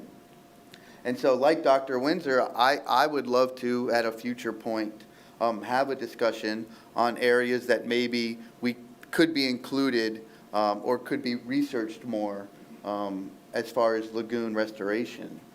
Is that something that this group would share, and maybe we could have a conversation like we did today on that same further lagoon restoration topics? Barbara? I have been very concerned about the boating community too. I think that would be a great point of discussion. And just to comment, there used to be a program called Green Marine. Are you familiar with that at all? Green marinas. Where this group comes in and checks a marina. Green marina. Yes. And several communities, marina communities, have had that designation, and that was years ago. I don't know if it still exists and they're renewing it, but I wonder about all the boaters we have, and I do think there's been an increase in the number of boats that I see on a daily basis, and I watch this, but, you know, where are they taking their boats to be pumped out, or are they? Yeah. And what's happening to that? So, a good point of discussion. Commissioner Smith and then Charlie. Yeah, I'd like to piggyback on that because I think it's a topic well worth talking about, because I've seen boats. I had one for several years in front of in my house, and he lived on it. He had a dog on it, so nobody was checking on it. I complained to FWC. I complained to county. Really, I got lip service, but nothing was ever done. He didn't move until he died. So that's an issue. The pump out stations, I think that's an issue. And I think that there needs to be at least some conversation about those subjects. Charles? I think you made a great point, Vinny, and as well as the other conversations about the boat. I think as Sorrel evolves into the next phase, and hopefully a 2.0 with the renewal of the tax, that we do need to be looking at some other issues in addition to what, you know, the core. So, because we're finding out, you know, there's other opportunities for improvement, whether it's getting rid of grass or converting our shorelines to sandy areas that horseshoe crabs could use. I mean, there's a plethora of them, and I think maybe, I don't know, for the next meeting or the meeting after that, we should have that discussion in some detail. Yeah. You know, maybe cut back on one of the lectures and maybe spend some time and kind of set it up for the next group of, you know, the new members. You don't want a 5-hour meeting? You don't want to add this on top of Whatever you want, Vinny, I'm with you. Okay. Any other public or any committee comment on that? Virginia, you kind of feel good about the discussion? Yeah. Okay. Okay, great. Good. So just a reminder, so I need to know who wants to be considered for Renewal. continuing to serve. Yes, renewal on the committee. And I guess that would include the term limited members, if you're interested in ex officio, or if you are interested in a waiver if the board doesn't find somebody more qualified applying. So. Let Virginia know. Yeah, please actually email Jackie. She'll keep tabs on everybody. Okay. Yeah. All right, great meeting, everybody. Oh, look at that, 5 minutes under the 3-hour limit. We're good, we're good. All right, thank you very much, everybody. Have a great August. We'll see you all in September. The opinions expressed by any member of the public during any period of public comment do not necessarily reflect the views or opinions of the Board of County Commissioners of Brevard County, Florida, Space Coast Government Television, or the program sponsor, and are solely those of the presenter. The Board of County Commissioners of Brevard County, Florida, Space Coast Government Television, and the program sponsor hereby expressly disclaim any and all responsibility or liability for any defamatory or slanderous statements expressed by any member of the public during any such period.